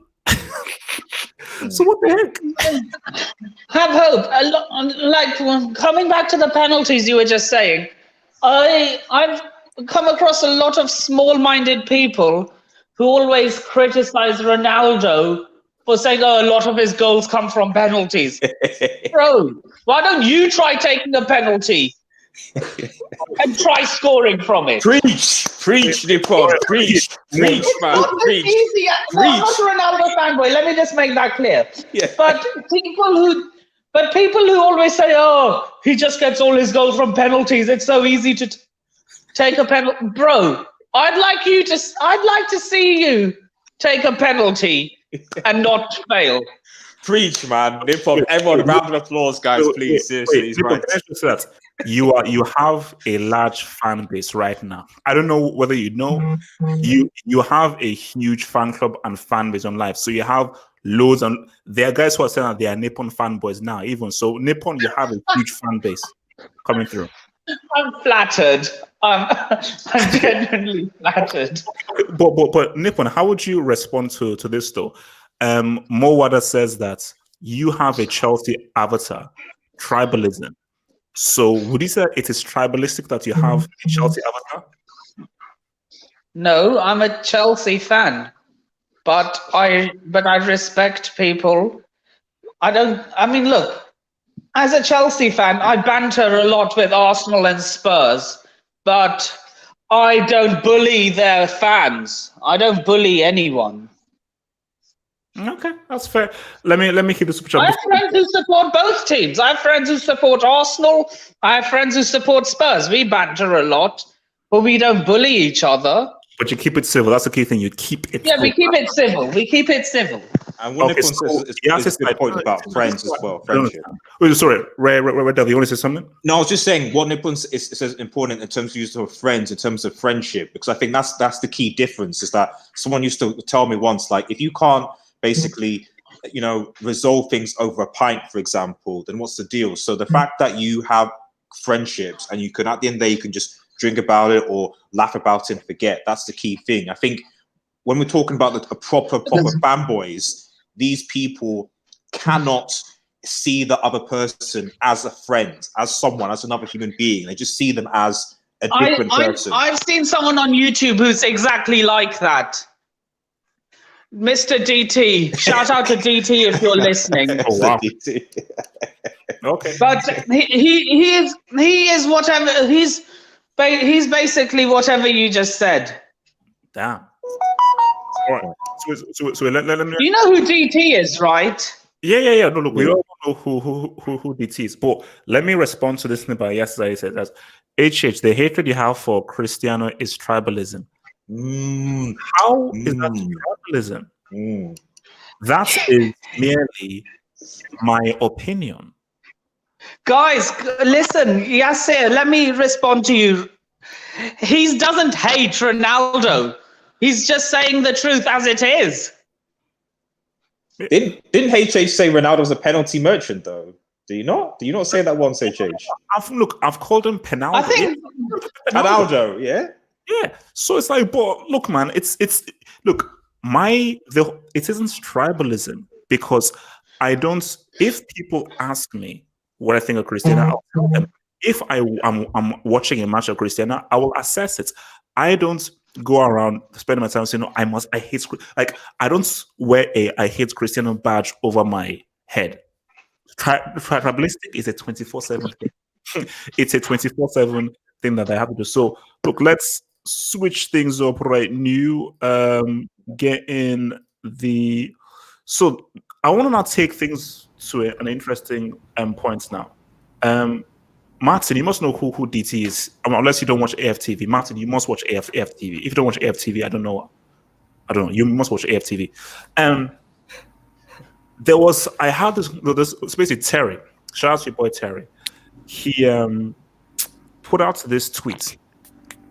Now I need to watch this documentary. I still haven't, but because it's on Rakuten TV, I will try and watch it probably tonight or tomorrow. So, and I think this was from the Sadio Mane documentary. It might have been. So this was all about how Klopp said when he first met Sadio Mane, he thought that he was like a rapper.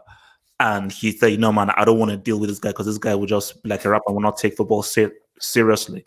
And Terry did a poll that, is this racist? Is this not racist? Blah, blah, blah, blah.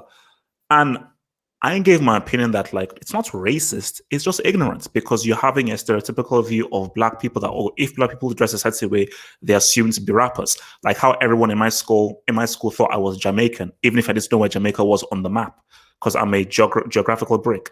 So but then when I looked at the comments, the passion with which people defended Klopp and defended, say, "Oh no, no," and I was saying to one guy who ironically had Klopp as his AVI, I was like, "Bro, nobody's calling Klopp racist.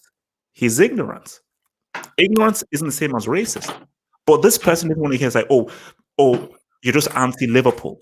Everybody just hates Liverpool. Liverpool." I'm like, whoa. I mean, look, you see, I think I've seen people in the live chat. So you can say to one side, okay, was Terry race baiting or not? I don't know, maybe. But the key point is, and this is what I wanted to get into, and I think it's where Stodge was sort of going towards, and I want to start with Stodge with this. So Stodge, you're one of those few Liverpool fans who will come out and, you know, critique a certain player and so forth. But what I've seen is when a guy comes out and critiques a player of their club, they are seen to be, oh my gosh, blah blah blah, you're now against a club. And this is similar to the fanboy thing of, you must always say positive things. And I think even within clubs, there are fans and there are fanboys. Even what's it called? I always say, like, there's a distinction between in Nigeria with how I view Nigeria, the Super Eagles, and how, let's say, a Kelechi views Nigeria. For Kelechi, it's always everything positive. But for me, I will rip Igalo. I will rip people. But I still love my country. But my love of my country means that, no, I am going to step back and say, no, this guy's crap. This guy is garbage. So for you, Stodge, what do you say to those Liverpool fans who feel they must always defend Klopp? They must always defend their players, and their players can do no wrong. And if any Liverpool fans critique their players or their manager, they're not real Liverpool fans. How do you view those fans? Yeah, I mean, I don't know, man. They just think differently. I don't know how they think. I mean, I've been attacked. I've been attacked a lot. I've been getting attacked. I've been attacked for Karius when he made that mistake. Remember when he made that mistake against Real Madrid? People telling me, "Oh, how dare you say something? He's got a concussion. Support the player." I mean, they just want you. They have a strict guideline. Wait. Such before you finish, even if someone puts a bullet through my head, if there was an axe through my head, I am not rolling the ball next to an opposing player who is 2 inches next to me. Sorry, I'm not. Carry on, Stodge. I mean, the thing is, they just there's these rules where you cannot say anything bad about a player, but also within a fan base, especially since Salah has arrived. What I found is there's now specific players and a specific set of fans where if you say anything about that player, you get attacked as well. If you say anything about Salah, these Egyptian fans attack you. If you say anything about Liverpool, there's a set of fans now called the Top Reds. You'll get attacked immediately. If you say even one word about Mane and you compare him to Salah, there's another group of fans that will attack you. So right now, it's just chaos. There's all these different fan bases and fan clubs and fanboys. And yeah, but the one rule is among all of them, from what I learned, is never say anything about a Liverpool player. If you say that, you're quote unquote not a real fan. So, but wait, but let me even let me dive deeper into that. How it's almost like how you have to discipline a child. Like, if a player plays badly and you don't criticize him, how does a player improve? So, I mean, can you explain that to me? So, if you can't criticize a Liverpool player, then how can that certain player improve? So, if, let's say, even if Salah has done amazing things and Salah takes 300 shots, doesn't score any, makes ill-advised shots, and they say, yo, Salah, you could have done better. How can you be wrong? How can Liverpool fans chastise you by saying, in this particular game, Salah bricked it? How? Because I don't. They use this quote from like one of the greatest managers ever. And something along the lines with, if you're not with us when we're down, you shouldn't be with us when we're successful. And that's the quote they used for that type of argument. So basically, what they're saying is, if you're not supporting this player while he's crap, don't come and support us while we're great. So essentially, it's never say anything unless it's support. Otherwise, you're not supporting the code of the club, or there's like this moral, these codes of the club, and you're not supporting it. That's basically what they use. They've got even quotes of it. Yeah, so that's. I wasn't surprised when they defended Klopp, because I've been accused of being a United fan, that I'm not a real Liverpool fan, that I just use I just created a whole fake account or a Twitter account or persona just to attack Liverpool players, and that was only because I said one thing about Firmino, no other player. And you know what's funny? I think was it last week? A bunch of there was like, they were looking at data across all the top strikers within Europe, and they found out that Firmino was the most inefficient striker out of the top 5 leagues. I remember when I said this here, I was called an agent. You're not a Liverpool fan. Get out of the fan base. Blah blah blah blah. Even if you provide these guys with good arguments, you provide logic, you try to be as objective as you can, they don't want to hear it, because in their mind they build up. I don't know. They just got this code. You got to follow it. And also, if you say anything bad about a player, there's another thing they hit you with. Do you know more than the manager? Every fan base hears this, and it's the most annoying thing. Anything about a player, no matter how garbage they are, how average, first thing these fanatics hit you with is, do you know more than the manager?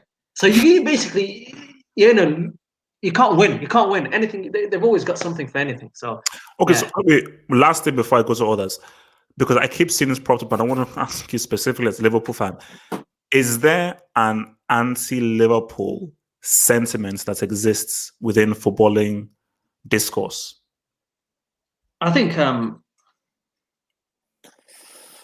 just going to keep it real here. Historically, I think there probably is. I always feel there's some type of resentment based on the Champions League ban that happened. Let's just say how it is, right? Even though it's not talked about much, but I think I always find it in clubs that there's some type of resentment when it comes to the Hazel incident that happened, right, in the Champions League final. And the reason is because even do you remember when the pandemic first hit and the league got suspended?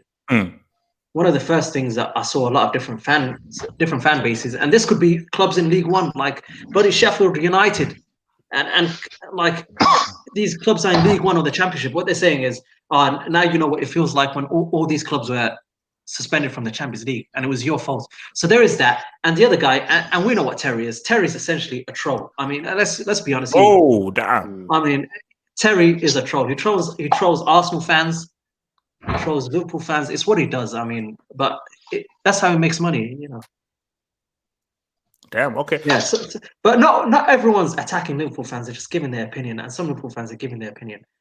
Okay. But I feel like within the fabric of certain English football clubs, there is some type of resentment there. Yeah. All right. So yes, it says most overrated footballer in history is TVG. Nope, it's David Beckham. But Gerrard is the most overrated by Liverpool fans. So Tara, so let's expand this. Do you think that you're not a real fan of your club if you don't always support your club even when they're down? Or do you think a real fan is a guy is a fan of the club who's able to step back and fully abuse and chastise a player because he feels that's what a player or a manager needs? Or should a fan always find a way to support a player even when they're playing badly? So question. The question is about what constitutes real fan, right? That's the question. Yeah. Oh, okay. Personally, I feel that yes, as a fan, you have the right to criticize a player or a manager when they're not performing. I mean, they're the ones who are getting paid tons of wages per week. They'll likely earn as much in a week than you will, much more than you will in a year. And they'll earn all these wages, and then they're playing something, and then they're doing something that most people will do for free, playing football. Most of us would do it for free. And then they're producing shit performances. They're not working hard enough, they're not accurate, or something like that, and it keeps on happening again and again, then yeah, I mean, you have to be realistic, take a step back, and criticize the player. I mean, it doesn't mean you hate the club. It just means that you demand better to make your club better. Like, I'm not seeing anything wrong with that. Okay. Francis, I said Firmino revolutionized the game. United fan, by the way. He I did don't not know. revolutionize the game. No. Come on, let's be real. I think you're trolling. I Come think on. he's trolling. I think he's trolling. Let's be trolling. He's not, though, unfortunately, or else he wouldn't pay. No, he How has do you to. know? No, he's really trolling. Okay. Pizza Gonzalez, hit it.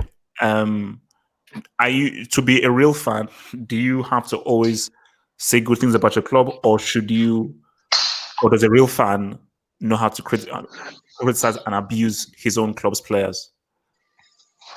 I think to be a real fan, you have to be able to criticize your own club, because you have to be able to, because you're paying your money to watch the team, to buy the shirts, to go to the games.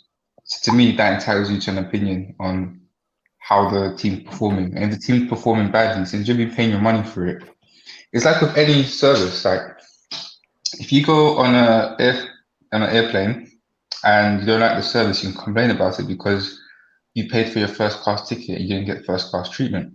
So it's exactly the same thing. Where if you're going to the games and you're paying to support your club by however means whether it's by paying Sky to actually watch the team, because even if you're a fan who's never been to a game, by watching the games, the club gets more money because the TV producer sees, oh yeah, this team gets more views, so they put them on TV more. So once you say that, yeah, you watch the team and you can actually give an opinion that isn't just ridiculous or a fanboy opinion, let's say, then I think you should be able to criticize the team, because everyone's open to criticism and everyone's opinion should be respected. Okay. Jamal, what about you? What do you think constitutes a real fan? Should a real fan always say good things about the club, or should they abuse their players and call them bricks? No, if they're garbage, you say they're garbage. Because Alberto Moreno, he was garbage for us, and I used to get plenty hate for him. The man, actually he was playing for Sevilla. The man, every time we play Sevilla, he always do some stupid. But no, I feel like if a player like Lovren, if a player is doing bad, you say they're bad. But that's the other thing I want to talk about is like the hate will Liverpool get. The reason I feel why Liverpool get all that hate is because it annoys rival fans, because Liverpool only talk about Liverpool. And I don't know why that does get them vexed. Like Liverpool will That's never very bad true. talk. Yeah, Liverpool will never bad talk like Chelsea thing, like Arsenal. Arsenal fans love to like curl out Hurricane, curl out Man United. Liverpool fans just talk about Liverpool, and like that get rival fans annoyed. Like you only talk about your club, and that's why people hate Liverpool, because Liverpool only care about Liverpool, and that is why I think people get annoyed with Liverpool, because That's a fair point. they're just obsessed about Jealousy. their own players and not anybody else.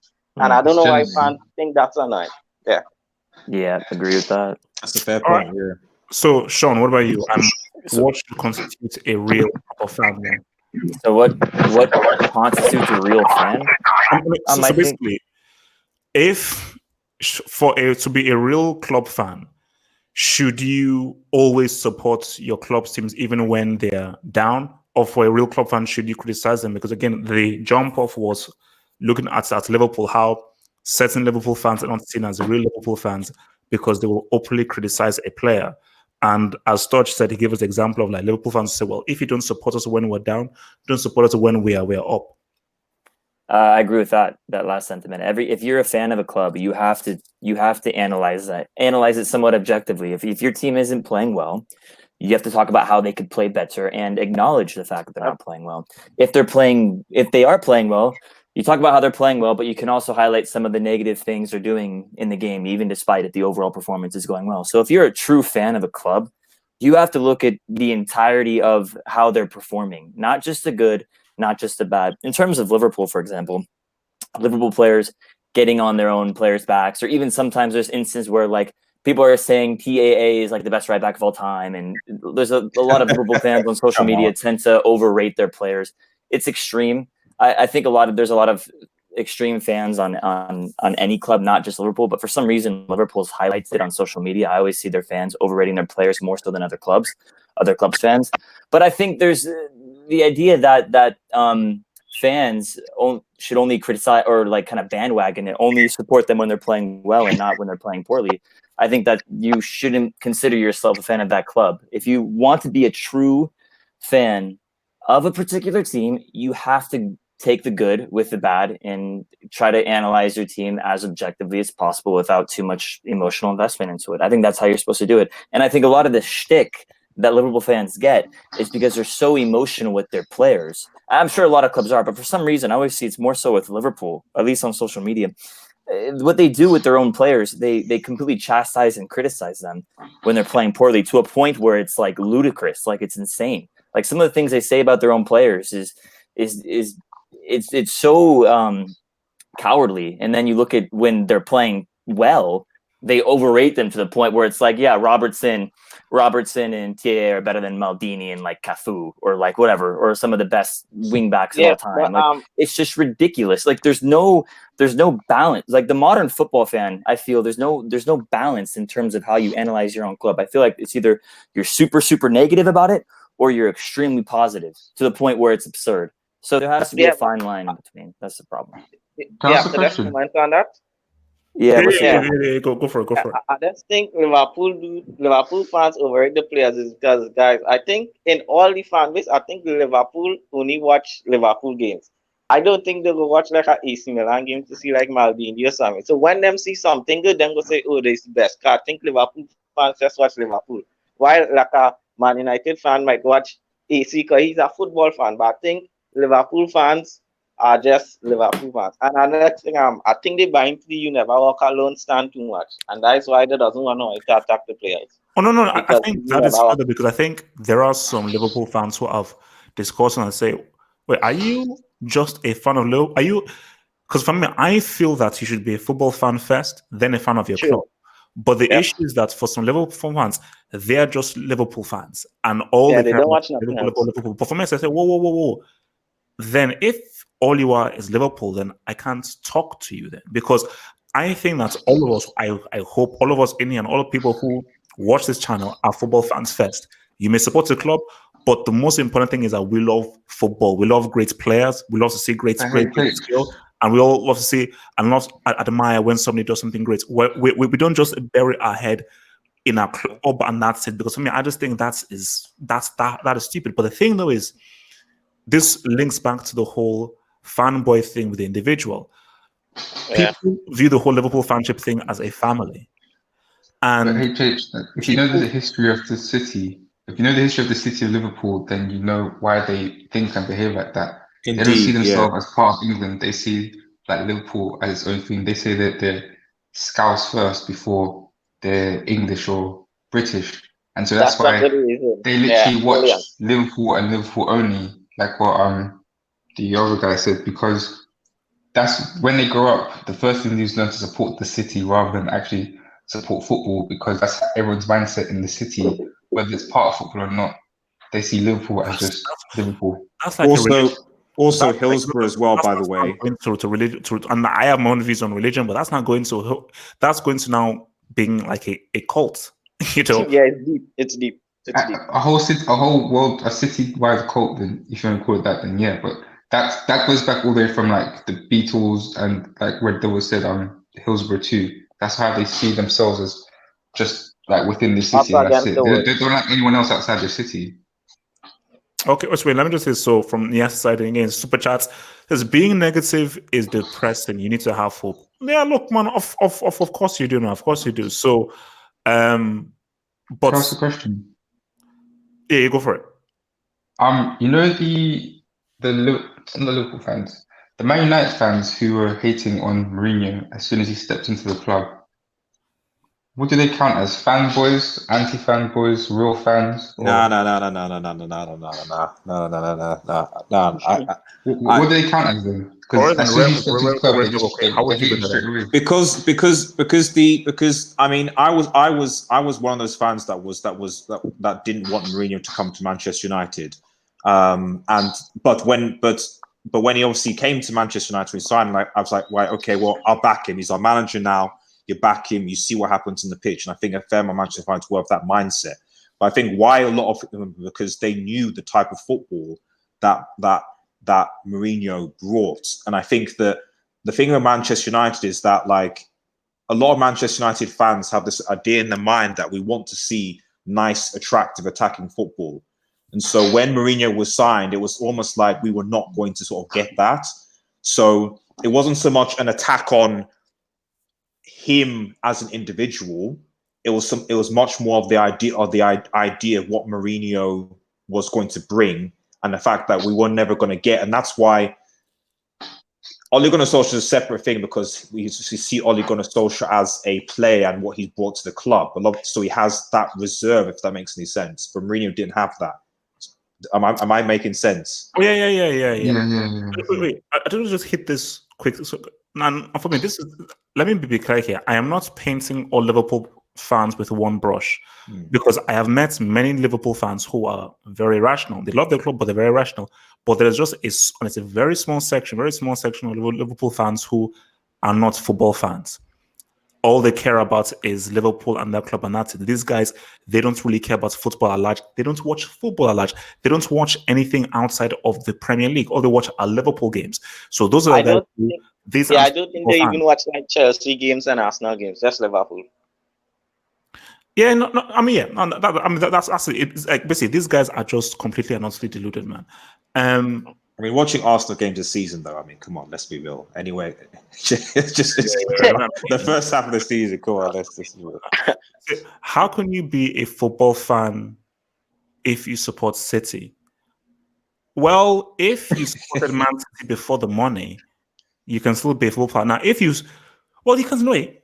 Even if you supported Man City after the money, you can still be a football fan because you just like good football. Like Juju Man is a football fan. He just hops around different teams who play great football. Yeah, he doesn't be a football fan. So Red Devil then. So if you're so what makes this real fan then? Should you always support your club, support United, or for instance, let's say you had a United fan that says, "Bruh, man, what's it called? Rashford is trash. He's overrated. People shouldn't rate him." Should that guy now be ostracized from the United fanship community if in his opinion, he says Rashford is overrated and he's trash? I mean, first thing, I echo what some people said. Like, obviously, not all Liverpool fans like that, and I have friends, Liverpool fans, that are objective and aren't obsessive. So I think that's the point. I think the second thing is that a lot of that also comes with success. I feel like fanboyism and hype comes when you now are successful. I didn't see a lot of these Liverpool fans, and maybe because I'm older, but at the time when Manchester United were dominating, I didn't see these Liverpool fans being this obsessive or in this particular way, So likewise, I'm sure with Real Madrid fans, with the way that some of them treat Gareth Bale, etc. It's like, and the way that they treat some certain Real Madrid fans treat Gareth Bale, it was again, based on the success. So I feel like a lot of this tends to come out when a club is very, very successful, and I assume you wouldn't necessarily see this type of deluded fanboyism, or at least at the numbers, at a Bournemouth club, for example, or at Norwich, for example. You know what I mean? Like fans who just appreciate the fact that they're in the Premier League. They've got that experience. As far as Manchester United, so that's what I think. Success and standards, what you expect of a club, I think is tied towards that. From a Manchester United point of view, I mean, coming from that point, because of that, I feel like there is obviously a balance. And I think, as he just said, you have a situation where some people can be too critical and some too uncritical. And as a United fan, we've not won a major trophy for 7 years now. United are obviously on the more critical end. So I don't see a lot of United fans, there are these top red fans who will defend the club no matter what. But even those top reds, from what I know, do not defend Phil Jones, for example. I do not know many Phil Jones fanboys. If anyone can find Phil Jones fanboys, bro, please let me know. Bro, you can't defend Class A brick, bro. You just, yeah. So no. But then Red Devil. So for those top reds, even. I'd rather play my cat in defense than Phil Jones. That's how bad he is. I'd rather play a League One defender than Phil Jones. Come on, Nippon, come on. Phil Jones is not as bad as a League One defender, man. Come on, man. Nippon, He's that bad. Wow. But that's my point, so that like there are some exceptions to the rule in terms of how like if I said, if anyone in the comments do a challenge, if you can find Phil Jones fanboys, just let me know, because I can't see them. So, but No, because what I was saying is that, so for those top Reds people and those kinds of fans, are they realer fans than the regular fans? Because these guys, they fully support the team, they're fully behind it, and maybe they even live in Manchester as well. Are they more real fans than the other fan who will openly criticize a United and openly abuse a player and call a United player complete garbage? Yeah, so there's a balance. That's the thing. That it's like there has to be a balance, because on the one hand, we are in a culture, especially with how quick social media is, where we flip flop. So like 1 week you'll be saying that player is amazing, another week you'll be saying that player is awful, they're trash, why they signed for the club. That surely can't be possible. It's reasonable. I think it's reasonable that a player can have maybe a period or a patch where he's not performing particularly well. Like we can't expect players to perform well in every single game they play. So from that point of view, you should be able to say, you know what, he had a bad game, forget about it, move on. AKA like what a top red might say, for example. But on the other hand, if a player so I think a good example for Manchester United this season would be someone like Jesse Lingard, for example. Phil Jones is a lost cause, but with Jesse Lingard, there were a lot of fans, especially with some of the things that came out regarding, with his family. Jesse Lingard's a lost cause too. I don't want to go. I don't. We'll get to you, Nippon. Let's we'll get to you. I don't want to go. I see what Nippon's saying. I don't want to go. I don't want to go that far, because there were a lot of Manchester United fans that really were going in on Jesse Lingard hard, and the stuff on Twitter, stuff like that was bad. And I think there is stuff when it comes to personal attacks. I think that's what it comes to. I'm sure everyone in this will agree. We're just talking about football here. We're not talking about how the individual is, what their characters, what they're like. So I think when you see people actually use personal attacks on a player, that's when you know it's too far, because you can criticize someone's footballing ability, and I think you should be able to do that. But if you now start to say that person is like, I don't know, deserves to jump off the cliff and die, then it's like, what does that have to do with the football? I think that's what, and I end my point, that's what it comes down to. Okay. If everything is based around the football, then criticize their footballing ability. Say that they can dribble like a squirrel. But that's fine. If it's personal, though, that's the thing. If it's personal, then that's when you go too far. All right, let me. Yes. Just ask you one question. Go for it. Just say why you hate Trent so much? Because I just follow your Twitter sometimes, and I see you put like Reece Wan Bissaka, Alphonso Davies above him. So sometimes I talk, why you hate Trent?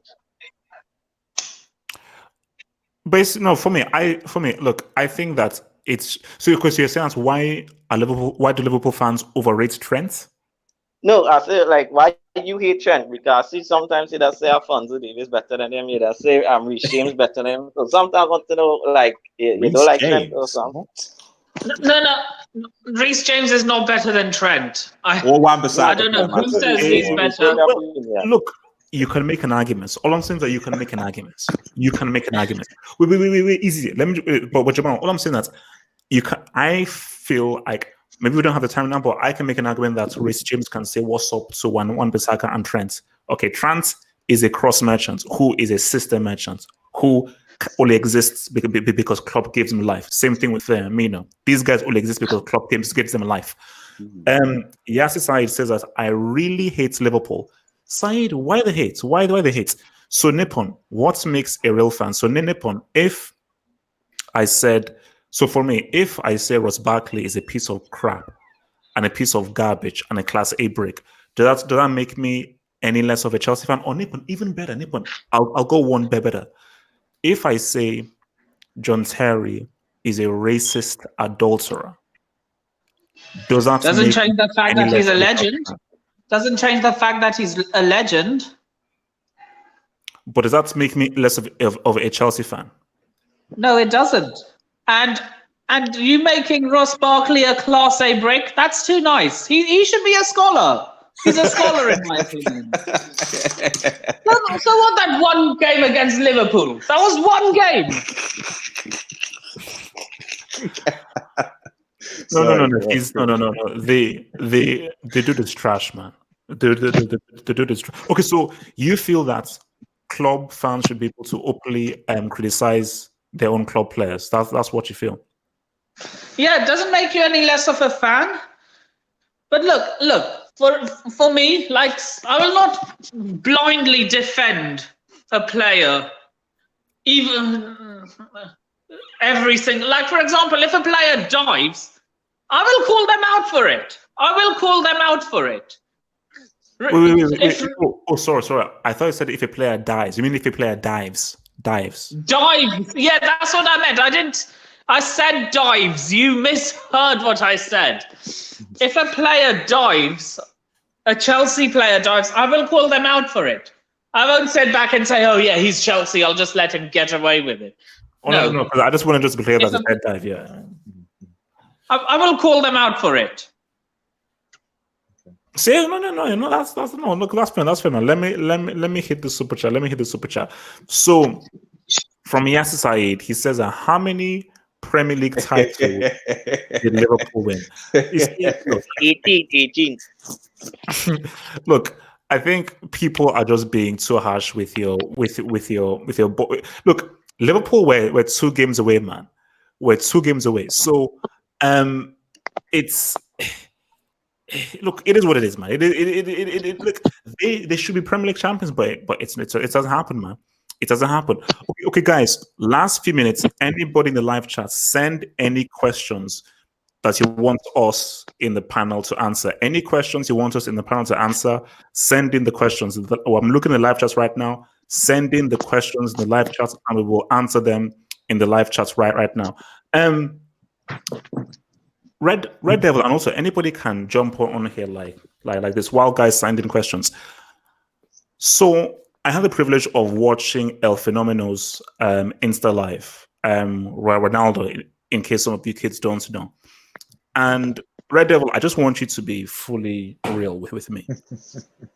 Ronaldo said that because Beckham said he felt that Ronaldo and Roberto Carlos were joking when he said that he could play in Ronaldo's Brazilian team. Where who? So David Beckham in this Brazilian team. So Ronaldo and Beckham, they were doing like a Insta Live. Yeah. And Beckham said to Ronaldo that, like, you know what?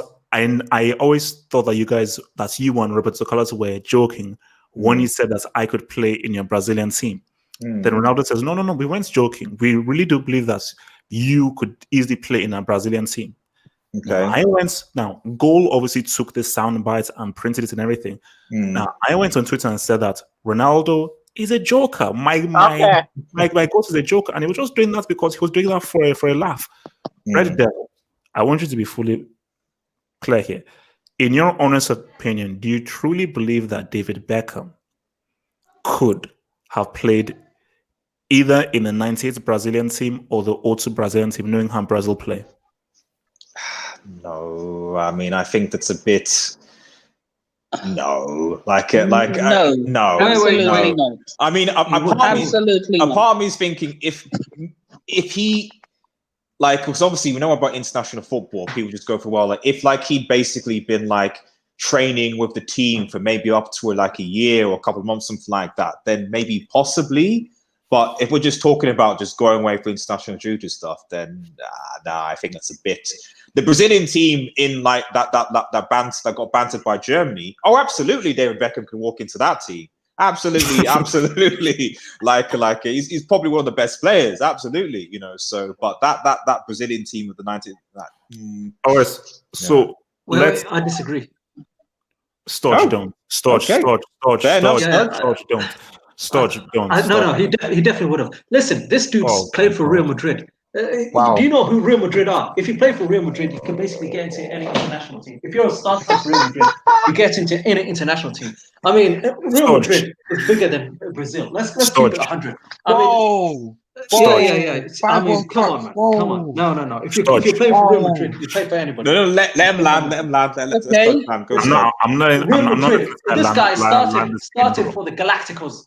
He started for the Galacticos, and you're saying he can't start for Brazil. And it was just last week when you were saying your argument for how great this is a Brazil that were outperformed in 2002, in your own words, by Turkey, and you're saying he can't start. Get out of here. Can I respond? Respond. First You're off, trying to tell me that midfielders, all of them are better. No. Can I respond? Thank you. Okay. First off, the Galacticos don't play like Brazil. These are two very different teams. Secondly, David Beckham was bought by Real Madrid for branding, not for his footballing skill, for branding. Same thing with PSG. That's a bit harsh. Yeah, no. Let me land. Nippon, let me land. So with Brazil, these are guys who are considered the most gifted football players in history, who have given us the greatest players in history. So how can you compare a player being bought for branding to this is an amalgamation of the greatest players in history? David Beckham isn't sniffing because, Storch, you have to know how to dribble and play dynamically to be in the Brazilian side. Now, as Red Devil said, Bex would be the best player in that 7-1 team who had an R&B duo called Fred and Joe as a strike partnership. In that team, Bex would definitely be the best player. Peak Brazil, are you sick? Have you seen that? Did you see that 98 team? Even the O2 team, what? Where does Bex fit in? What, Ronaldo? Dino? Your boy R9? Keep going. Name the midfield. Look, Kleberson. I think Gilberto Silva was up in there. Bex. No, because Storge, do you know what it is? It's You're trying to tell me. David Beckham's playing style.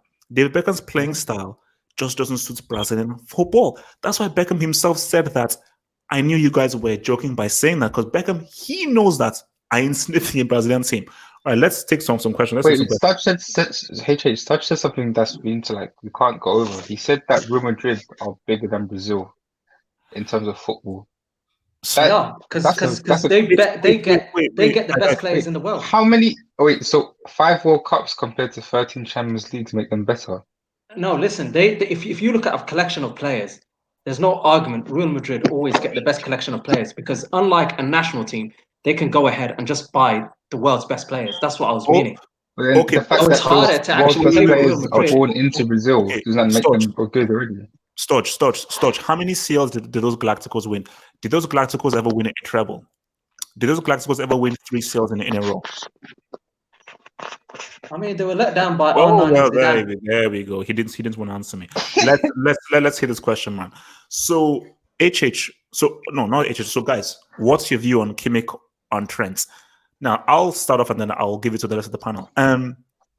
I say Joshua Kimmich is the most versatile young player in the world. I think he can play all positions in defense and he can play all positions in midfield. Trent is good at one thing, and that is crossing. He's not a very good defender, not a very good tackler, and positionally he's out there.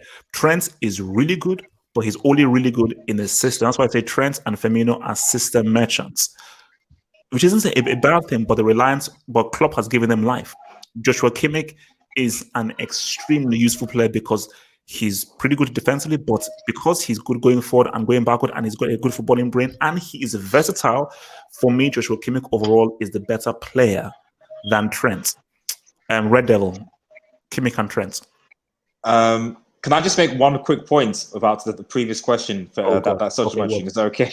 Yeah, go for it. No, just because I am looking at the midfielders that played in the final, like the Brazil front in 1998. And I'm looking at the names. Okay, so this is actually the Brazilian midfield. The Brazilian midfield. You had in the final centre mid, you have Cesar Sampaio.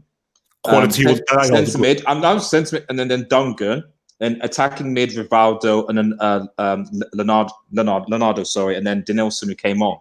But then if you look at the French midfield, you had Didier Deschamps, Emmanuel Petit, Christian Kremba, Zinedine Zidane, Jacques Cruyff, and Patrick Vieira who came on.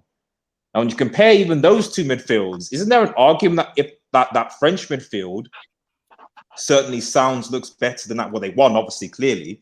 So, based on that, is there maybe an argument that David Beckham comes in? Because that Brazilian midfield is good, but I wouldn't say is like absolutely amazing.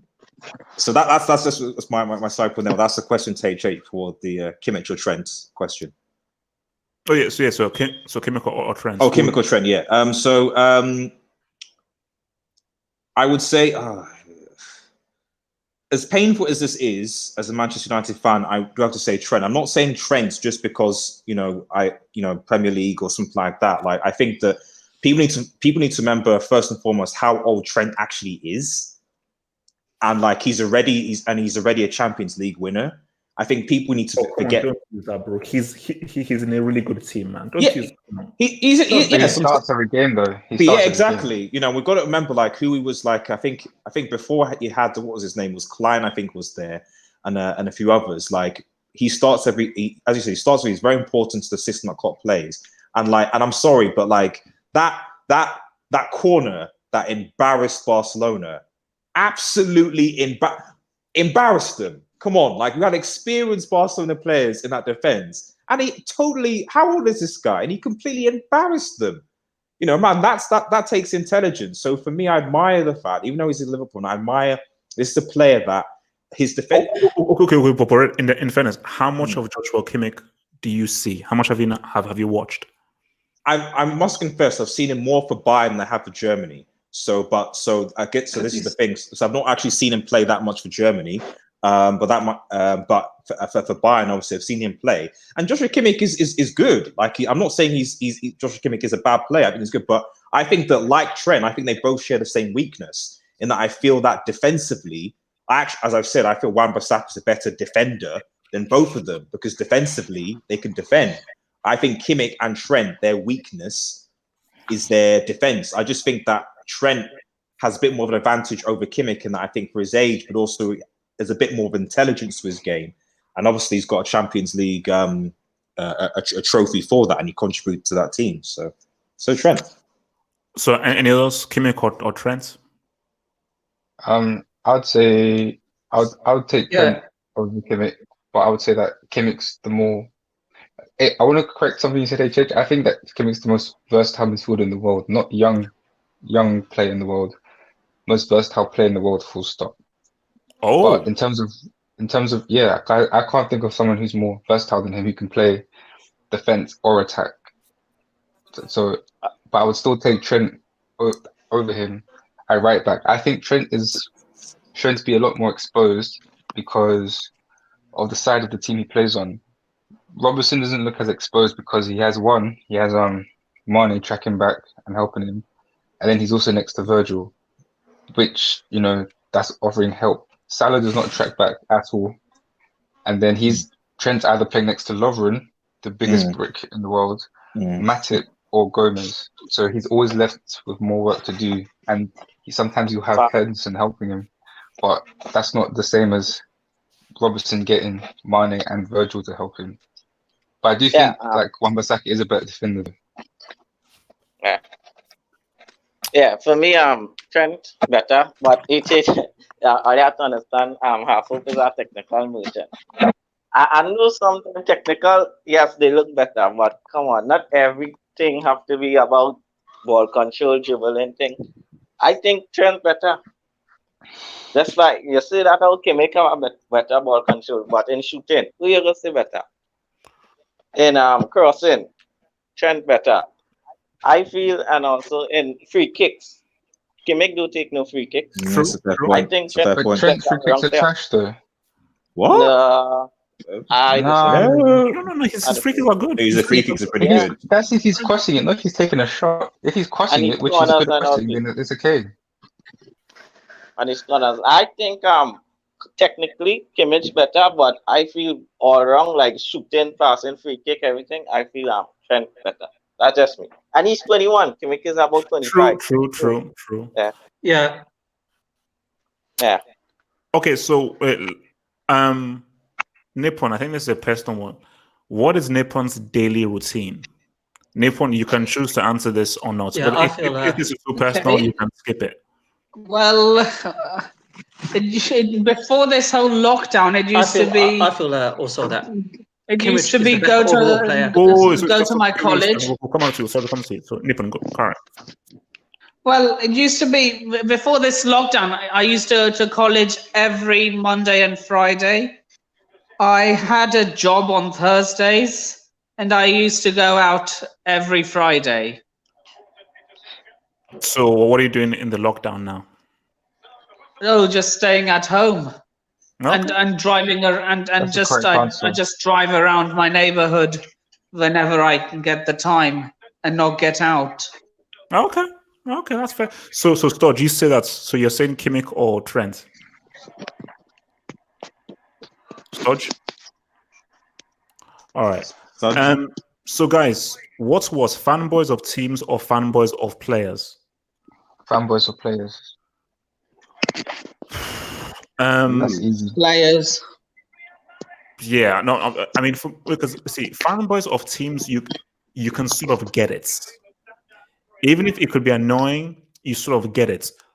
Fanboys of players makes no sense, you know, because if you're the fanboy of a player, you're like, this is an individual. And also, I've got to call out FG. FG and many people like FG follow Cristiano around everywhere he goes. So I was like, wait, FG, you were a Real Madrid fan before.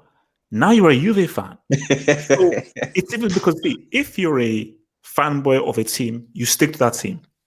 As an maybe you stick to that team through and through. But if you're a fanboy of a player, one time you're a full Real Madrid fan and you care about everything that Real Madrid do, next thing you're a Juve fan. And you care about everything that's Juve do. So I'm like, that's itself. So you're literally taking your fanship from team to team to team to team to team. You know, so the key is that if you're a fanboy of a player, you are changing every team based on the player that he plays for. But if you're a fanboy of a team, you are stuck to that team. All right. What about you guys? I don't know.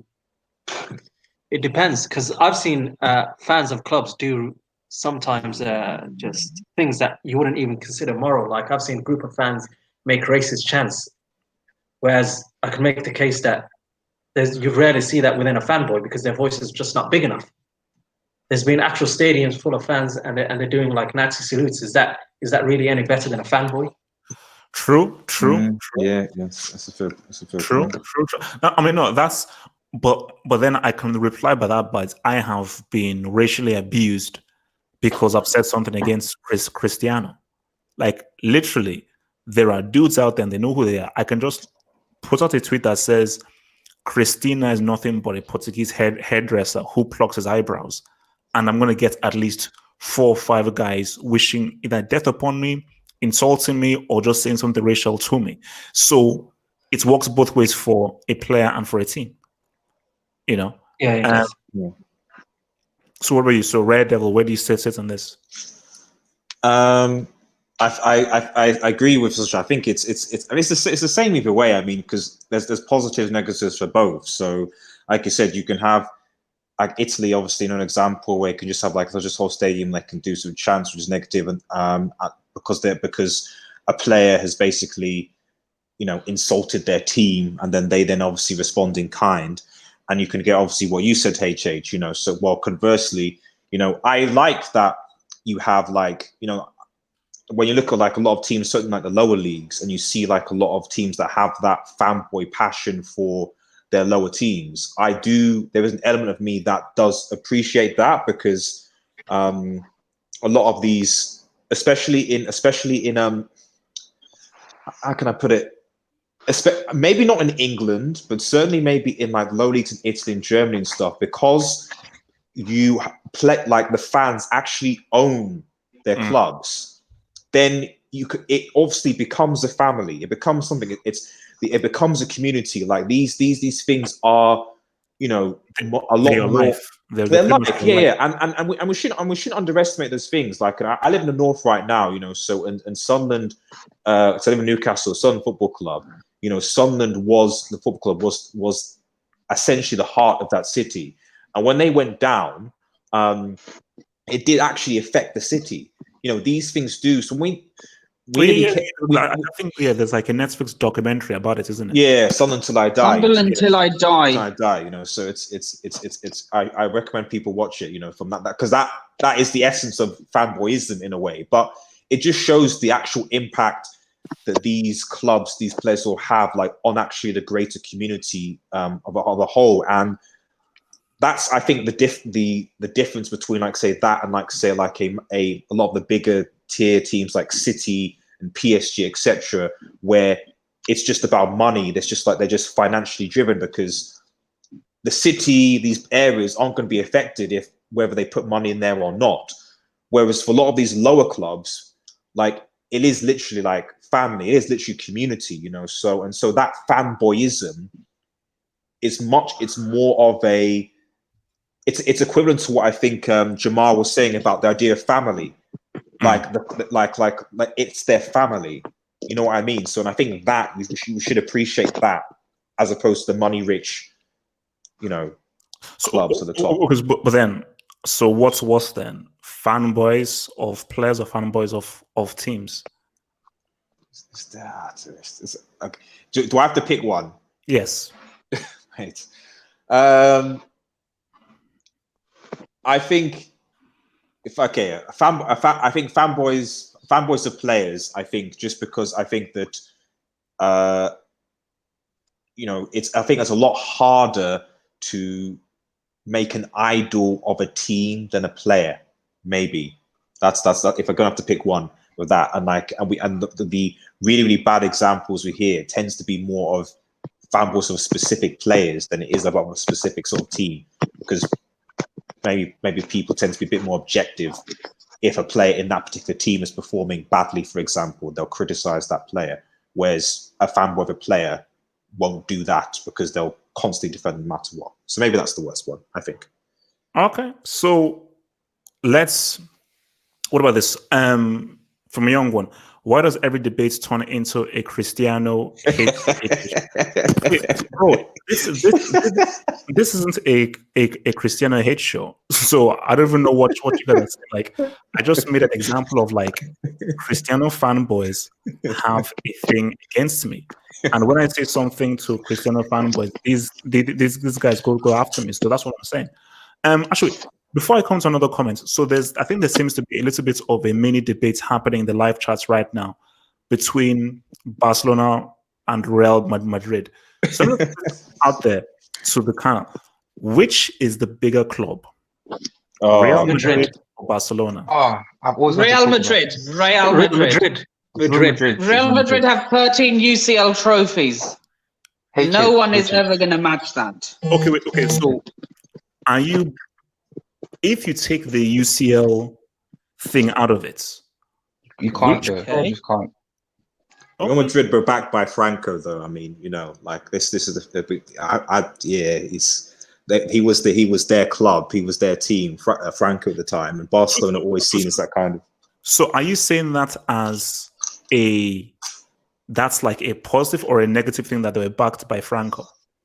A negative, I would say. So because it's like Real Madrid are essentially like, because I don't want to get into the politics here. So, but like Real Madrid you could essentially are the state team You or know, the team that represents Spain. It means Real means royal, but they're like the royal emblem of Spain. Yeah, so that's what I'm saying. So, like they're backed by, so they are the Spain team, as it were. Whereas Barcelona represents essentially like the Catalans, you know, so they represent their sort of. So I almost feel like Barcelona will always be at a disadvantage in that sense because like they will always be seen as not being a part of Spain, the separatist sort of thing, you know. So a bit like Rangers and Celtic.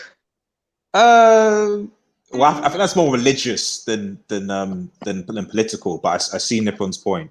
No, Rangers are seen as the pro-British Scots, and Celtic are seen as the anti-British Scots. Yeah, but I have a question. People say that how Champions League does say it's the bigger club, but why nobody say Liverpool is a bigger club than Manchester United? Because Liverpool are 6 years, Manchester United are 3. Why? That's a fair point, Jamal. That's a fair point. Oh, that's because of bigger than recent history. Wait. It's not that United are bigger. Wait, did you just say Liverpool are bigger than Real Madrid? No, did you just say that? Liverpool and Manchester United. No. Basically, you see, when we now talk about which is the biggest club, this is what I always say. I say that what conversation are you having? Are you having a footballing conversation or a marketing conversation? If you're having a marketing conversation, I think Red Devil can say what's up. Because I think you could argue that Manchester United, in terms of branding, global branding, United are the biggest club in the world. But if we're now specifically talking about football, I'm looking at, you have to look at the UCLs, you have to look at what you've won, but also your pool. If, let's say, we have the best player, let's say we have the next best player in the world, he's like 19 years old, he's seen as the next big thing, and he can go to either Real Madrid, Barcelona, Bayern Munich, PSG, or Man United, or Liverpool. I would argue that more times than not, that player would pick Real Madrid or Barcelona. Or even Manchester United. Why is Barcelona regarded as so big? Because pre-2006, they had 2 Champions Leagues and they've won 3. I'll tell you why. I'll tell you why. It's Messi. No. Because I'll tell you because first of all, you have to look at the players who have played for Barcelona. Because I've always said that most times, if you look back, most of the greatest players in the world have played for either Barcelona or Real Madrid or both. Liverpool and Man United can't, or Bayern Munich can't say that. If you look at whether you want to look at Maradona, you want to look at Romario, you want to look at Rivaldo, you want to look at Messi, you want to look at Cristiano, you want to look at Ronaldinho, you want to look at Zidane, they've either played for Barcelona or for Real Madrid. So if you are seen as the next big thing, next major player, and more times than not, it comes from South America, you feel that I have to prove myself either at Barcelona or Real Madrid. If you're Brazilian, because of the history of Brazilian stars who've played in Barcelona, you feel that, no, I must prove myself in Barcelona. That's why Neymar didn't go to Barcelona mainly because of Messi. Neymar went there because Dino went there, Romario went there, and Ronaldo went there. And he feels that every great Brazilian star must step foot at Barcelona, even more so than Real Madrid. Every Brazilian star must, and which is why Barcelona have messed up. Because what should happen is Neymar should be the face of Barcelona. He should be the next dude. And Messi should sort of be like, okay, I'm ushering out, and here I'm now going to give Neymar the mantle to be the face. He screwed up. Because I disagree. Just for one reason. Listen, I think people are forgetting. Neymar is Brazilian. Brazilians, they come, when they play football and their popularity, they just come with a different style of swag. If you are Brazil's number one, there is no way, from Pele to Ronaldo to Ronaldinho, Zico, there is no way in hell that you should be a side chick. I don't care if this is the end of somebody's career. You are Brazilian. You are Brazilians number one. You are not being a side chick to Argentina. If I was the Brazil Federation, I'll say there is no way in hell till that guy retires, you're going back to Barcelona. You have to make your own thing. Because you're following in the step line of all the greats. And you know what the worst thing is? This guy's about to break the international goal record for Brazil. And he wants to play second fiddle to Messi. No. Okay, Storch, let me ask you this then. Okay, yeah. When Neymar went to Barcelona, if, let's say, you were the manager at the time, would you sit down Neymar and Messi and say, Messi, we appreciate what you've done. Homeboy is younger. Homeboy is the next big thing. Messi, I need you to take, because you can't have two free role players. Because remember, when Neymar was at Barcelona, he was hogging the left line. Messi had the free role. So would you then say, Messi, we're not going to make you go even higher. You're now going to be our attacker, less running. Neymar, you're given the free role. Would you do that? You could have done that. No. I think Juventus. I think the problem is Messi has done so much for Barcelona to even bring that up to him. It's just that's so distasteful and disrespectful, man. I mean, he's giving you the most. Things change. Listen, Nobody stays the same forever. No, but he's still performing. Let's be honest, even now today. So I mean, it's hard to come up to someone while they're winning Ballon d'Ors, winning trophies, and say to them, "Oh, you're gonna have to step aside." It's hard. It's hard. You can't just say that, especially when Messi's such a huge figure. Messi will throw up a fuss with the board if they ever do that to him. Okay. So basically, you didn't say that Neymar was right to move to PSG. No. There was no space for him at Barcelona. No. I don't think he should have moved to PSG. I think PSG was just the wrong move. I mean, it's the wrong league. It's not big enough. So what? I can make an argument. He should listen. In my opinion, he has a point. If he wanted to... Wait. What quickly? Stodge, I'll come to you in from Stodge. Okay, listen. I think, in my opinion, Neymar put himself in a situation that he should. The thing is, the perfect club for him at one point in time, in my opinion, would have been either Bayern Munich, because they were already set up to win. They just needed this huge star, like Real Madrid have Ronaldo and Barcelona have Messi, or Juventus. At one time, those two clubs were just waiting for that huge star to take them above. But he moved to Barcelona at such a young age, and he was in the shadow of Messi. And by the time he realized that he needs to become his own man, those clubs, some of their best players, they were no longer there. So he was left with little options. So my point is, I feel like, in a way, he's obviously had great success with Barcelona, but I feel like he would have been much bigger. Even branding-wise, he was already big before he went to Barcelona. I just feel if he either joined Bayern Munich or Juventus at the time, he was just waiting for a start, he would have been bigger. That's just my opinion. I think Neymar missed a big trick by not moving to the Premier League. I feel with the Premier League branding and marketing, I feel the Premier League could have made he the poster boy, and I feel he might have won a Ballon d'Or. I think that's a fair point. If he went to Man City, I think he'll have the best player in the Premier League, and he, with the Premier League power, I feel he could have won a Ballon d'Or. I think the right team could have been Manchester City. Thoughts? Either a Manchester City, a Liverpool, and no bias intended, and I'm not even being biased, or even a Chelsea. No, but the time I didn't say Liverpool is because Liverpool now come great. I think when Neymar was supposed to move, Liverpool was trash. So that's why I didn't say Liverpool. But I think yeah. Wait. Okay. You see why I will push back? You see, from a footballing perspective, that makes all the sense in the world. But you see, something changed when Neymar decided that he wanted to leave Barcelona, because it was about, you know what? I have a brand. And let's be real, the Premier League is a great brand, but there really isn't a great brand within the. There's no Premier League club that's a great brand. The issue is that the brand is Manchester United. That's the global brand, but they're just not on the right footballing level. Man City as a brand simply can't compete with Manchester United as a brand. They just can't. So for Neymar, PSG made sense because he was thinking about branding. Bayern Munich and Juventus is about football. It's about football, really. Branding can be there, but it's really about football mainly.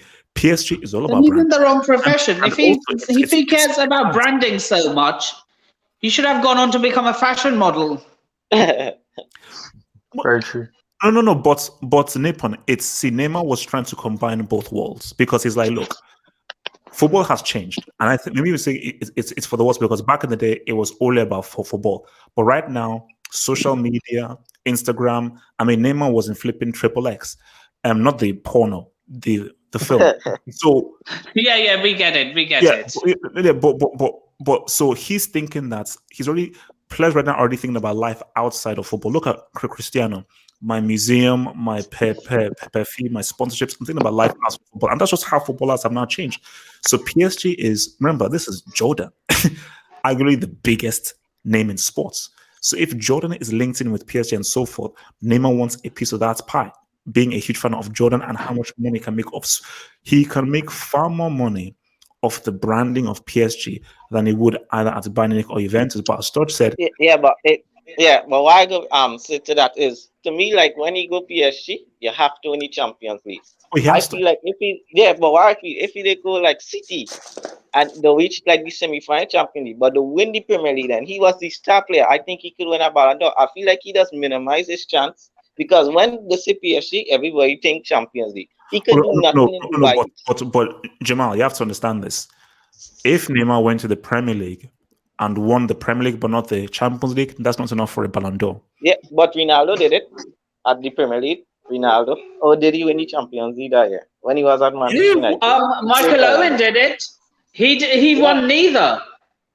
Yeah, I just think the Premier League, if you want to become a star, I think the Premier League, because you see how they does done hype up English players. Premier League hype up everything. I just feel Neymar will be bigger if he didn't move to the Premier League. That's just me. That's just my We also got to remember that. When was the last time a player from the Premier League won the Ballon d'Or? 2000, an English player or a player in general? No, a player from the Premier League. When last did they play from the Premier League? 2008. Ronaldo 2008. There you go. Anyone in Champions Van League Dijk could have actually won it if he did win the Nations League. It could have been the last 2 years, because Salah was top 3 and Van Dijk was top 3 from the Premier League. Then could have easily won it. So let me take the super chat here. From yesterday, what about George Best, Sir Bobby Charlton, hater? Okay. Year Bobby Charlton won the Ballon, I believe he won the Ballon d'Or in 1966. Yeah, and that's the year he won the World Cup with England. I respect these players, but are you honestly putting George Best and Bobby Charlton on the same level as a Ronaldo, Ronaldinho, Romario, Pele, Zidane? No. These are very good players, but George Best needs not. I mean, he's not that far off. I wouldn't. George Best was super skilled, but in terms of how he's seen in the footballing world, is he really in the same conversation as a Pele, Romario, Ronaldinho? These are guys who, look, fair enough, he didn't have a country to win the World Cup, but it is what it is. Yeah, that's the only thing I'd say. Northern Ireland, so. This is interesting. So if Neymar went to Barcelona instead of Madrid, would he be in Cristiano's shadow? Wait. He got it wrong. It's meant to be if Neymar went to Real Madrid instead of Barcelona, would he be in Ronaldo's shadow? Yes, he would.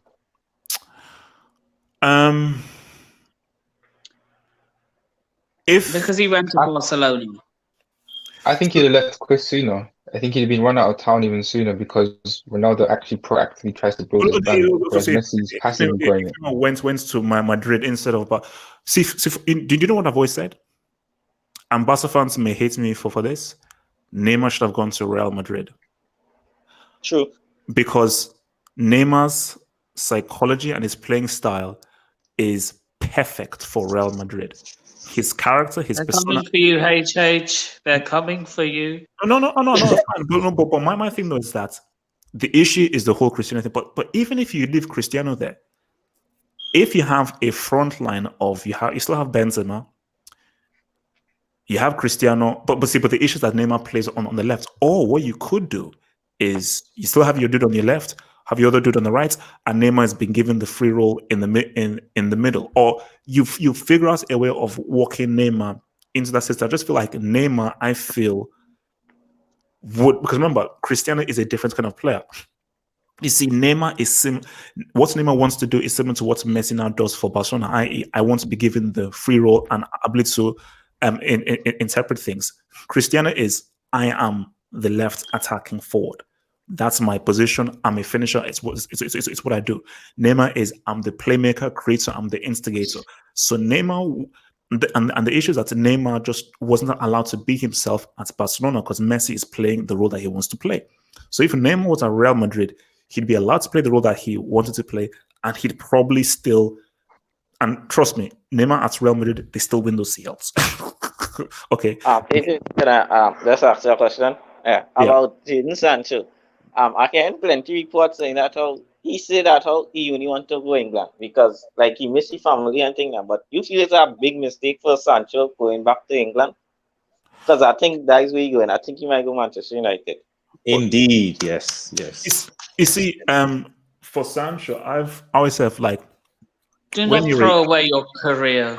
no, You move to United, you Basically, throw away your career. Basically, when No, you're a but young I player, think he go England because that is I think he miss his family. So I think his next move is probably gonna be England, which I feel is a bad move. 'Cause I feel right now the Basically, to respond to your point, basically, for Sancho, whenever I say to young players is when you find a good thing, stay there.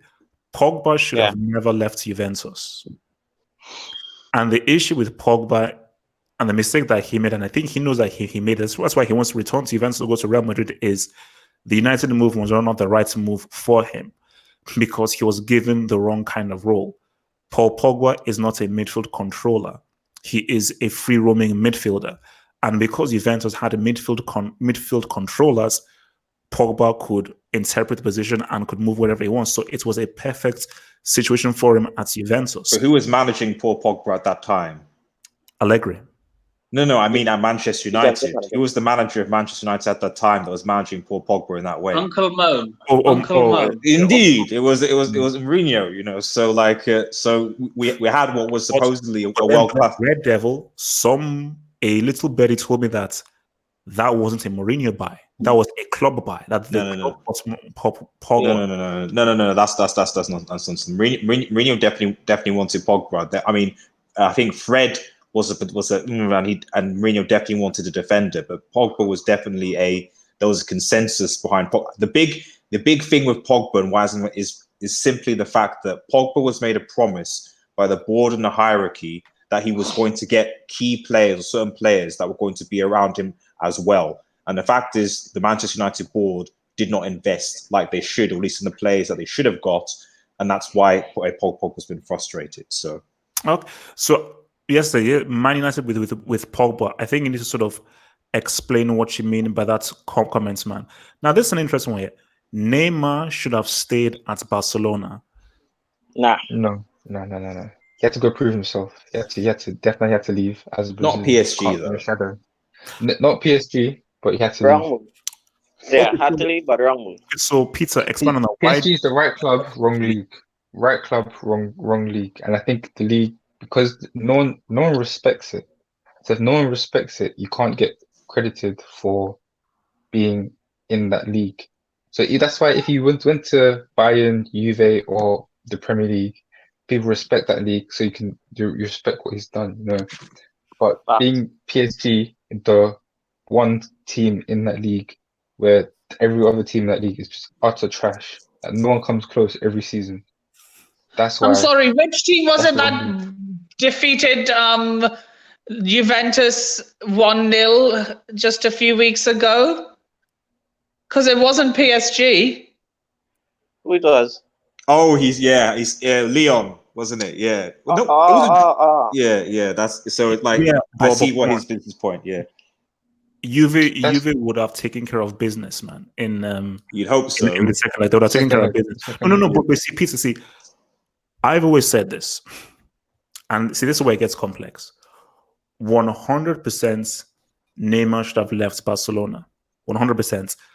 A player that's good can't be shackled, especially if it's a player who I believe should have already won a Ballon d'Or and should be the best player in the world right now.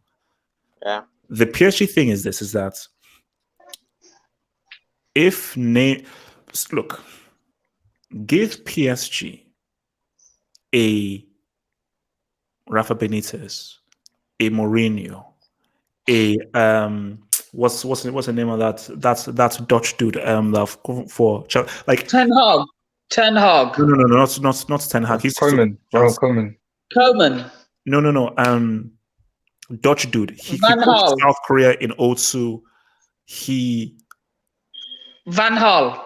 No. Okay, but it doesn't matter. I'll come on to this. Basically, the issue with PSG, Peter, I'll tell you right now, get PSG a proper manager like a Jupp Heynckes or a Mourinho, they will win. They can give you a Champions League. I disagree with you. Managers just have coaches. That it's as simple as that. So the PSG thing is because see, Peter, do you know what it is? PSG, I don't believe, have won the Champions League in the Champions League format. So for Neymar's resume, that's a great challenge to have. I am going to go and be the sole reason that inspires this franchise to win its first ever Champions League. Now, if I go and win a Champions League with a Juventus or a Bayern Munich, okay, that's cool. They've already done it before already. So it's a far greater achievement if I, as an individual, can give this franchise their first ever CL. And that was it. I agree with you, but I also think that one, he could have achieved that with Man City too if he went there. And two, in terms of the managers, I think the PSG culture is now so toxic that if you put an authoritarian in there like a Mourinho or Benitez, they'd actually get chased out of the club because they're so used to being like to just slacking off. I don't think that type of manager can actually go in and change it now. I lost all respect for PSG after the way they treated Haaland. Players can go to the boards and get managers sacked at PSG. Neymar runs the club more than Thomas Tuchel. And that's why if Mourinho went there, Mourinho would get kicked out after the season. The culture is too detrimental at the club. You need someone who the owners believe in more than they believe in the players. Zidane would basically do well at PSG. Yeah, only Zidane. Actually, that's the only manager that can go there and do well at PSG. Only Zidane. You see, why did Benitez walk out to Real Madrid? They didn't respect him. When you have such big egos and big superstars, you need a guy like Zidane who, when you walk in, Mbappe is not going to say anything. Mbappe like, all right, this is daddy. This is dad. Okay, I'm going to stay in line. I'm going to stay in line. Neymar would still say what's up. He actually would. Not as easy. Okay, this is weird. Yes. What about what's his name? Oh, Gattuso. No. Yeah, try saying what's up to him. No. No. True, but he's. Gattuso is a fierce personality. All right, so let me hit this. Neymar should have went to United with Pogba. Fair enough. No. Fair enough. Guys. Yeah, Brazil's number one thing. you think this girl... Okay, so if Neymar, okay, let me ask you guys this then. I'll ask this to the live chat. So Neymar and Pogba at United with Mourinho, what do? Did they win the Premier League? Did they win the Champions League? Not with Mourinho, but a different coach. Yes, potentially.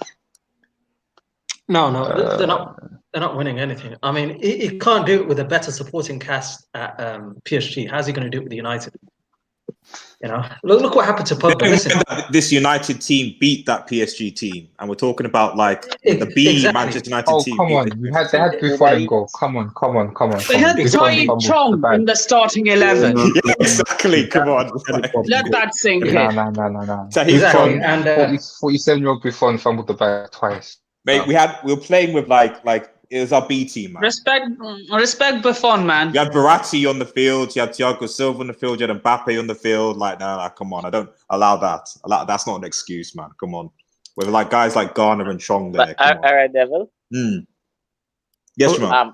People keep saying this coronavirus was Wait, and so from Josh Bond, so I think what is the difference between worshipping clubs? Now, I'm not sure what you mean by that, but let me just say this. You shouldn't worship anything.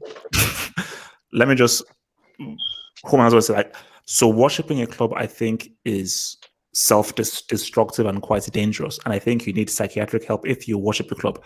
You can support a club, you can love a club, but to worship a club, you need psychiatric evaluation.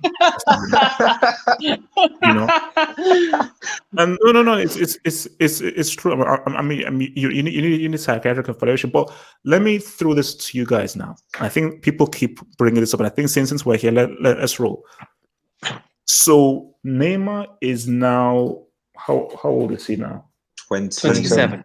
28. No, I think 28. Does Neymar win a Ballon d'Or before he retires? No. I doubt it. Possibly.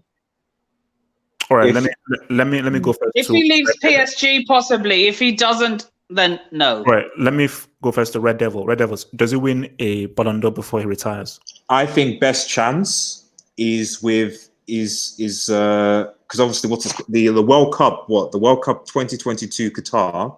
It's obviously December sort of period in time. We have a Brazilian side that I think is increasingly better than obviously it was beforehand. Yeah, it's better than the 2018 one. Yeah, exactly. Yeah, so I think that if we're talking about Neymar's best chance of Ballon d'Or, it's 2022 with a potentially a good Brazilian side to win the World Cup, and then on top of that, like he may have potentially by then he may have made a move to like maybe back to Barcelona or to whatever. And I think if those things happen, then potentially he could win a Ballon d'Or. If he still stays at PSG and Brazil obviously get destroyed at that World Cup, then I don't think he's going to win a Ballon d'Or. Okay, so you think it's impossible for him to win a Ballon d'Or if he stays at PSG? I mean, Yeah. no, Unless he wins the World Cup while he's there. even then, like PSG, they've got to at least do something. Like if PSG in the Champions League, for example, get bantered by let's say Leicester City were there. Spurs? Ooh, Yennepen? Because they're the banter. They're the definition of banter in the Champions League. Exactly. So say if they got bantered by Spurs.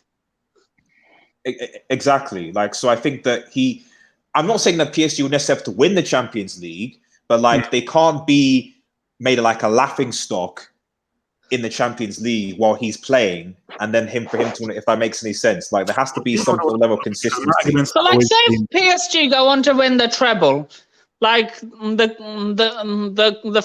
French, whatever they call their domestic cup, Ligue 1 and the Champions League, and on top of that, Neymar wins the World Cup. And if he doesn't if he doesn't win the Ballon d'Or, then what will they do? Basically, the whole idea of Neymar moving is for him to win the Champions League.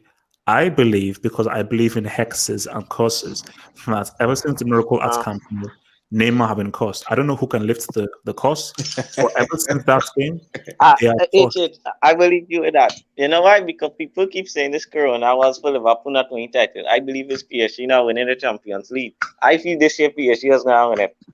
And something he will bring this coronavirus. That's me. I just feel that on PSG. Yeah, I totally believe you on that one. But see, Jamal, that's where I disagree. This was a season Man City were going to win it. The moment Liverpool knocked out, this was Man City. True. Man City were going to win it this season. I could see. That was looking good in Champions League. Yeah, true. I agree with you. You don't think Bayern? Well, put it this way: No, Man City winning the Champions League is just a formality. It's not a matter of if; it's a matter of when they win it. It was the same with Chelsea when they got took over by wait. Let me hit Abramovich. Wait. So Peter, does Neymar win a Ballon d'Or before he retires?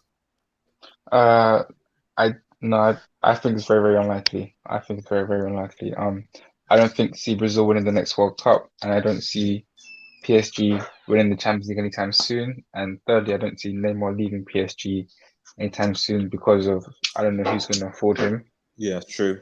Man City. No. Man City could afford him. They can, but they won't because their most expensive players. Their most expensive players, Laporte. They don't buy £100 million players. He's they spend right. a lot of money. They spend a lot of money. Rodri was more than Laporte. Rodri was 70 million. Laporte was 55, I believe. Rodri's 70 million, but he's not £100 million player. They spend a lot of money on decent players who are very good. So they have a stacked squad. But they don't spend money on superstars to be spending 150 million on anyone. Also, how much would PSG command? How much money would PSG command? They'd want roughly the same, or maybe ever so slightly less than how much they bought him for. So if it's £200 million, they'd want between 180 and 220 for Neymar, and no one's paying that in the whole world. Have hope. I've been longing to ask you this question for a long time. Oh God, is Bobby Moore top 10 of all time in terms of defenders? In terms of defenders, I would say Yeah. no. Because Where would Bobby Moore be? I'll need some time, but I feel like I can name you 10 defenders better than Bobby Moore. No hate on Bobby Moore. I just watched a clip of Franco Baresi in the '94 World Cup final. That performance it's arguably one of the best defensive performances you'll probably ever see. What Franco Baresi did in that World Cup final against a very good Brazil team that had Romario. So I don't think I'd put him top 10 though.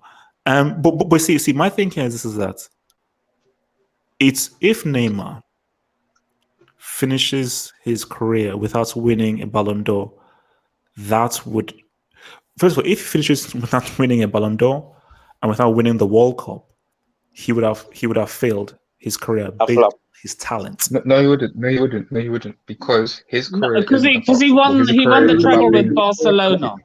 Peter, his career is about. Did he not? What do you call it? Status. His career is about the brand. His career, if his career was purely about football, he wouldn't be at PSG in the first place. His career isn't a failure based on that. This isn't about Neymar. This is about us. It's about us. Yeah. When we saw that goal he scored for Santos, we were like, oh man, this is the next dude. When Barcelona bought him, we're like, guys, this is a successor to Messi, Cristiano. This is the next dude. So forget about what Neymar wants. Us, the fans, we're like, this is him. This is the dude. So whatever Neymar wants for us, based on how we view Neymar, what we know that this guy can do, if he doesn't win a Ballon d'Or and a World Cup, yes, people would be like, you have failed based on your exactly. The World Cup's hard. Maybe the Ballon d'Or, but the World Cup, that's a hard one because you have to have a good team. Play for Brazil, bro. They've won 5 World Cups. Thank you. That's true. But no team is ever the only 2 teams I ever see doing that are Germany or Italy, equiling Brazil. Brazil have a good squad, though. I mean, that's not exactly. They just won the Copa America, right? Without him. Yeah, they just won it without him. Yeah. I mean, no. Brazil have. Oh wait a minute. Has Neymar not won the Copa America? No, he wasn't playing. He wasn't playing. Oh my God. Nah. Oh Lord. Yeah. But it is correct because I remember when Neymar burst onto the scene. I watching this youth just beat 2 people in Brazil and I said, damn, he's the next best in the world. That's what's to me. So HH, I understand where you're coming from. Neymar supposed to be the next. He's supposed to be in the bracket with Messi, Cristiano, Pele, Zidane, but he missed. And I think the downfall was moving to PSG.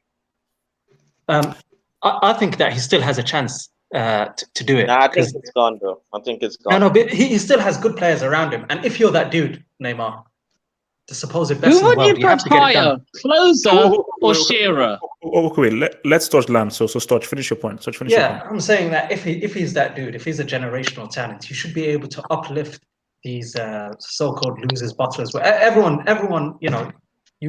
disses them. They call them butlers, garbage, whatever. But you should be able to lead them along with another supposed generational talent, even though I don't really consider him that, Mbappe. And plus, HH, you're absolutely right. This is the thing I keep on saying. Neymar is not from Chile. He's not from Egypt. You're Brazilian, mate. You've probably had, if you look at the top 10 list of greatest footballers, Brazil has probably the most. So in order for him to be successful, to be even remembered, Ballon d'Or is not enough. You have to also win a Champions League. You have to win a World Cup. And then even when you do that, you probably still haven't even cracked the top 5. If you want to be among the top, you need to even exceed that. You need to get multiple Ballon d'Ors, probably a few Champions Leagues and a World Cup because you are Brazilian. And plus, you are the Brazilian number 10. It's like, as much as we love Ronaldinho, not everybody puts Ronaldinho in top 5. And he's winning a World Cup. What? He doesn't. I'm sorry. They need to break themselves if Ronaldinho is not top 5 in Brazil. He's right. Let me ask the live chat now. How many people in the live chat puts Ronaldinho in your all-time top 5? I'll ask to say, how many people in the live chat put Ronaldinho? Because I'd probably put him in my top 5, bro, based on his impact. I might put him in the top 3. No. Top 5. Nah, for me, he's top 3. Dino, I love Ronaldinho. Cruyff is better. R9 is better. Cruyff. Who's better? Cruyff? Cruyff? What? Cruyff? You think Johan Cruyff? Nippon. What the hell? What? Cruyff? Sorry, I got confused. I meant R9. That Cruyff. I mean, no. But to be fair to a Nippon, that Cruyff turn. Cruyff is better than The Cruyff turn. Dino. Say it with your chest. But I mean, the Cruyff turn, though, guys. The Cruyff turn, man. That dummy, like just gets me every time you see it. Because the defender's just like, what just happened? Okay. No, guys. You see, this is what I find ridiculous now. What? No. He's just a troll. This guy's just trolling you now, HH. He's just trolling. He's just trolling. Easy. No. Let me get him. So basically, I've been having a back and forth with this dude on Twitter because this dude is obviously a Messi lover. So my thing is, not top 20. How? Okay. I don't know where to start. How can you call yourself a rational, thinking, breathing football fan if you don't put Ronaldinho top 20? Because see, actually, I don't want to sound rude. I don't want to be thinking to you, but if you're trolling, please say you're trolling. Then all is forgiven. Wait, HH. Let me land. Please. Okay. Now, I'm just like, if you're not trolling and you're saying that Ronaldinho is not top 20, then you cannot call yourself a football fan. I'm sorry. As harsh as that may sound, you are categorically not a football fan if Ronaldinho is not at the very least your top 10. Least. If you're saying that he's not top 20, I'm sure critic.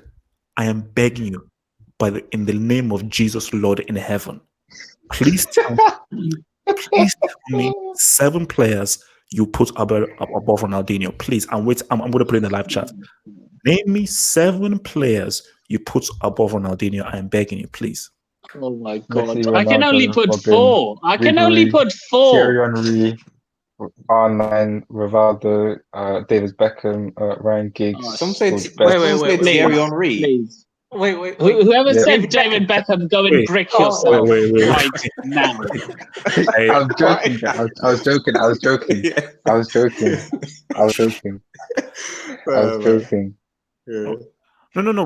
No, but please, I mean, I'm sure critic, bro. You put yourself out there. Name me 7. Don't even name me 19. Name me 7 players that you'd put above Dino. Just I say, just name it. So let's hear from what is Neymar's excuse? Modric won a Ballon d'Or. Oh, you see, the Modric thing is a bit different because it's obviously he was amazing for Real Madrid and so forth. But the Croatia thing is that they didn't win the World Cup, but because of what he was able to do by helping inspire them to a World Cup final, I think that itself is huge. But do you know what it is though? Well, Neymar can say, okay, because I've got injured and everything. But even if Neymar is fully fit, you play for a marketing brand. PSG are not a football team. They're a marketing brand. So because they're a marketing brand, they have to work extra hard to try and somehow get them to win. Real Madrid are a football team who are coached responsibly and they are run responsibly. Barcelona, they are run responsibly. So you're going to find it very hard to be in the Ballon d'Or conversation if you're not in a football club that is run responsibly. And I say, PSG, you're not winning a Champions League based on just talent. Sorry, that's not happening. The only way you win it is that you've got to be a responsible team. That you've got to be a fully responsible team.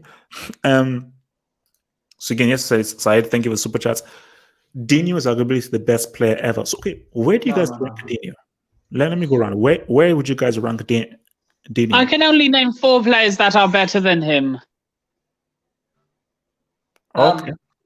I rank him top 15, and the reason is it's not based on talents. Everyone knows based on talent he's up there.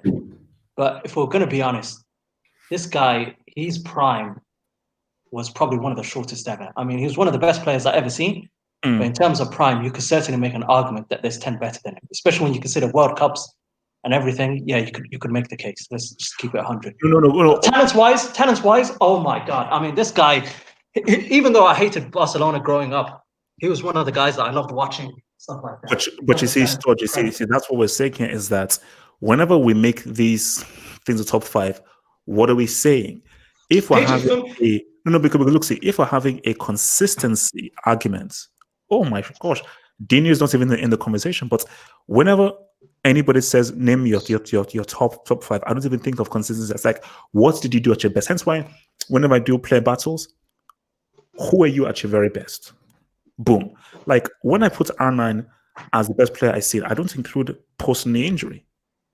I say R9 at his very best was when he was at Inter Milan / Barcelona, best player I've ever seen in my life. So whenever I say these best players, what did you do when you were at the peak of your powers? At the very best of your powers, how good were you? So that's how I qualify it, you know.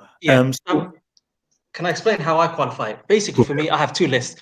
One list is greatest. For me, greatest consistency, impact in the game. And for me, when I make my greatest list, it doesn't even matter if I didn't see the player. It's just what they achieved themselves. And then I have another list, which is the best. And obviously, of course, when it comes to the best, Dino's top 5, because that's talent.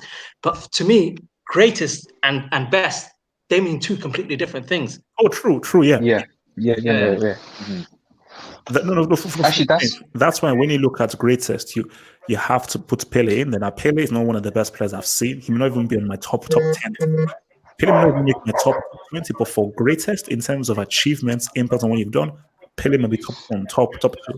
So this is armchair critic of guys he puts above Ronaldinho. So Pele, Maradona, Cristiano, Messi, Di Stefano, Cruyff, and Gerd Muller, Eusebio, Puskas, Platini, Badri, Mateus. So you see, so for Amjad, they say, now that list, I'm sure you're putting in achievements, longevity, things, and so forth. So even if you do that, how is Gerd Muller ahead of Ronaldinho, where Gerd Muller was merely just a finisher and a striker? But Ronaldinho had a far greater impact as an overall football player than Gerd Muller did. So for Gerd Muller, it makes no sense to put him ahead of Ronaldinho when Gerd Muller was literally just he only played a specific role and only had a specific kind of function. You know, what did Platini ever do at a World Cup? He did his great at the Euros. What did he ever do at a World Cup? So you know, so that is it doesn't make too much sense for me, bro. So he then said Pele, Maradona, Cristiano, Messi, Di Stefano, Cruyff, blah blah, is top 5. Dino is top 5 talent-wise, though. Stop acting like him. Well, we don't need to call me a moron. We don't need to get abusive here. Relax. But when we make top lists, as I said, I feel that we should do it based on the players at their very best. Because I don't want a list that has players who I didn't really watch. Because Armchair Critic, I know for a fact you were not alive when Di Stefano was around. I know for a fact you went to. I don't think any of us were HH. So you know, so basically, I'm checking. I know and I don't care how many YouTube videos you watch. Those don't count. You were not alive when Platini was around. You weren't alive when Di Stefano was around. You were not alive when Cruyff was around. So even you putting them on a list is a moot point because you have to make a list of players who you've watched and who you've seen. Okay, you simply have to. So I don't get. Put people in their 20s say, yeah, Di Stefano. Why? Based on what the media says or based on achievement? No. Did you see them play? If you didn't see them play, no. Don't base it off a YouTube comment or YouTube highlights, you know. But basically, the other thing with Dino, 2006, that's what I always say. Dino had to win that. That was his World Cup. Yes, he'd already won the World Cup in 2002. He had to win it in 2006 because 2006 was, remember, Dino at his peak. he just won the CL, so he really had to bring it through. So I mean, so Red Devil, where do you stand with this? Do you feel that there should be a separate top five for greats and separate top five for talent? And should you put a player on a list who you never watched live? It's complicated. I think that at the end of the day, a lot of these things are also are based on people being fan of particular countries, clubs, etc.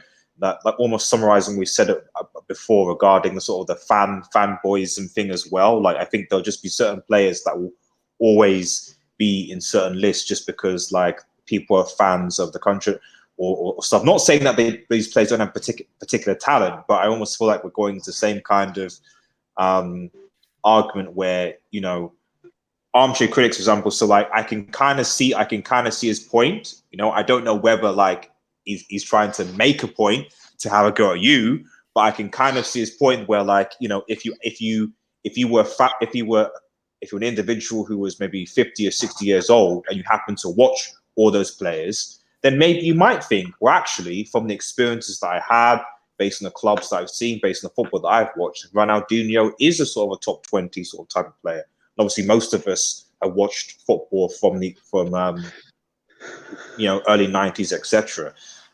So I just think whatever system that you use, like, there's going to be one flaw. So at the end of the day, like, so long as, like, you at least have some sort of objective evidence to show why you think a player is better than a certain player, then that's fine. But, like, you're never going to get consensus.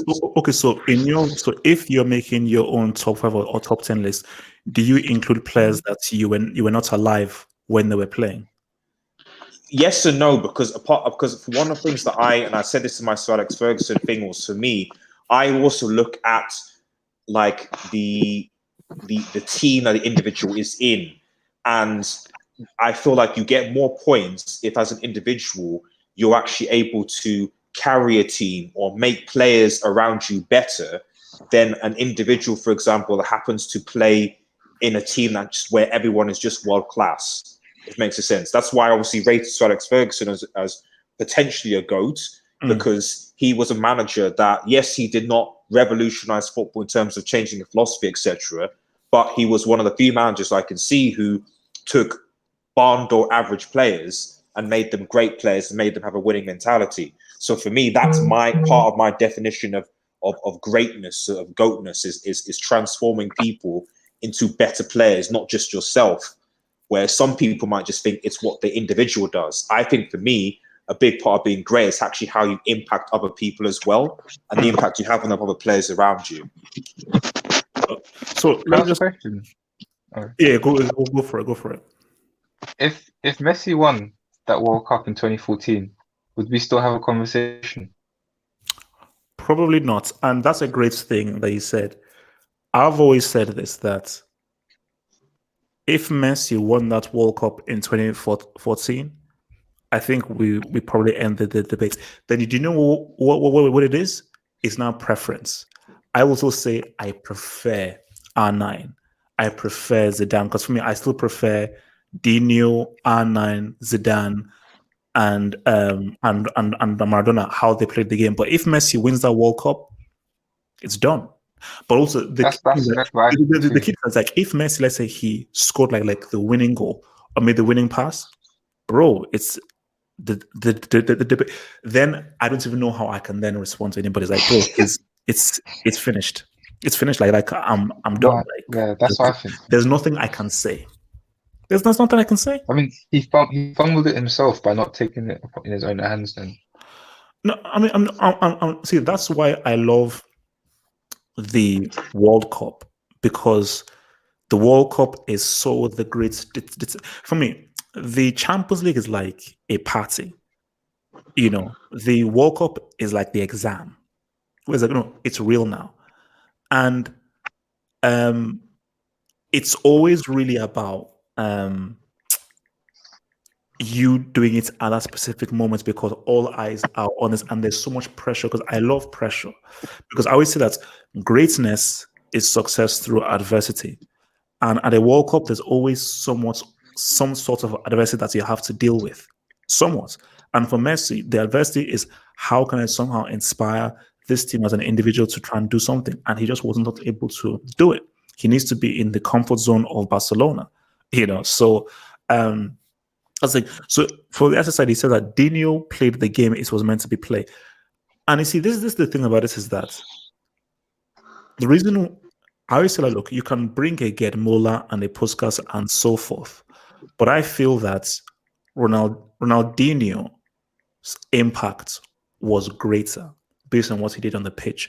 Now, those players may have won more trophies, scored more goals, had higher stats, won more silverware, but as individuals, they didn't have the same kind of impact that Dino did, and they may have been more consistent. But my thing is that you could have 5-6 years of consistency, but a guy's 1 year peak could trump your consistency because that 1 year peak is far greater etched in our minds than your 10 years of consistency. Says, name your top 3 then of ones you saw. My top 3 of players that I saw: R9, Zidane, and Dino. Messi. You see, this is where it gets tricky. So just for me personally, I'll say R9, Zidane, and because I caught the tail end of Maradona, I'll have to say Dino, because I caught Maradona 93, 94, whereas like his peak was there. So yeah, that's what I'll say. And then obviously I'll put Messi in at a 4, but yeah, and that's just for me, just the best players that I've seen play the game: R9, Zidane, Dino. So where would Alan Shearer be in terms of top strikers of all time? Oh, for me, Shearer, in my view, I'm putting Shearer top 6, top 7 strikers. Would you who now the question for all of you: Shearer or Closer?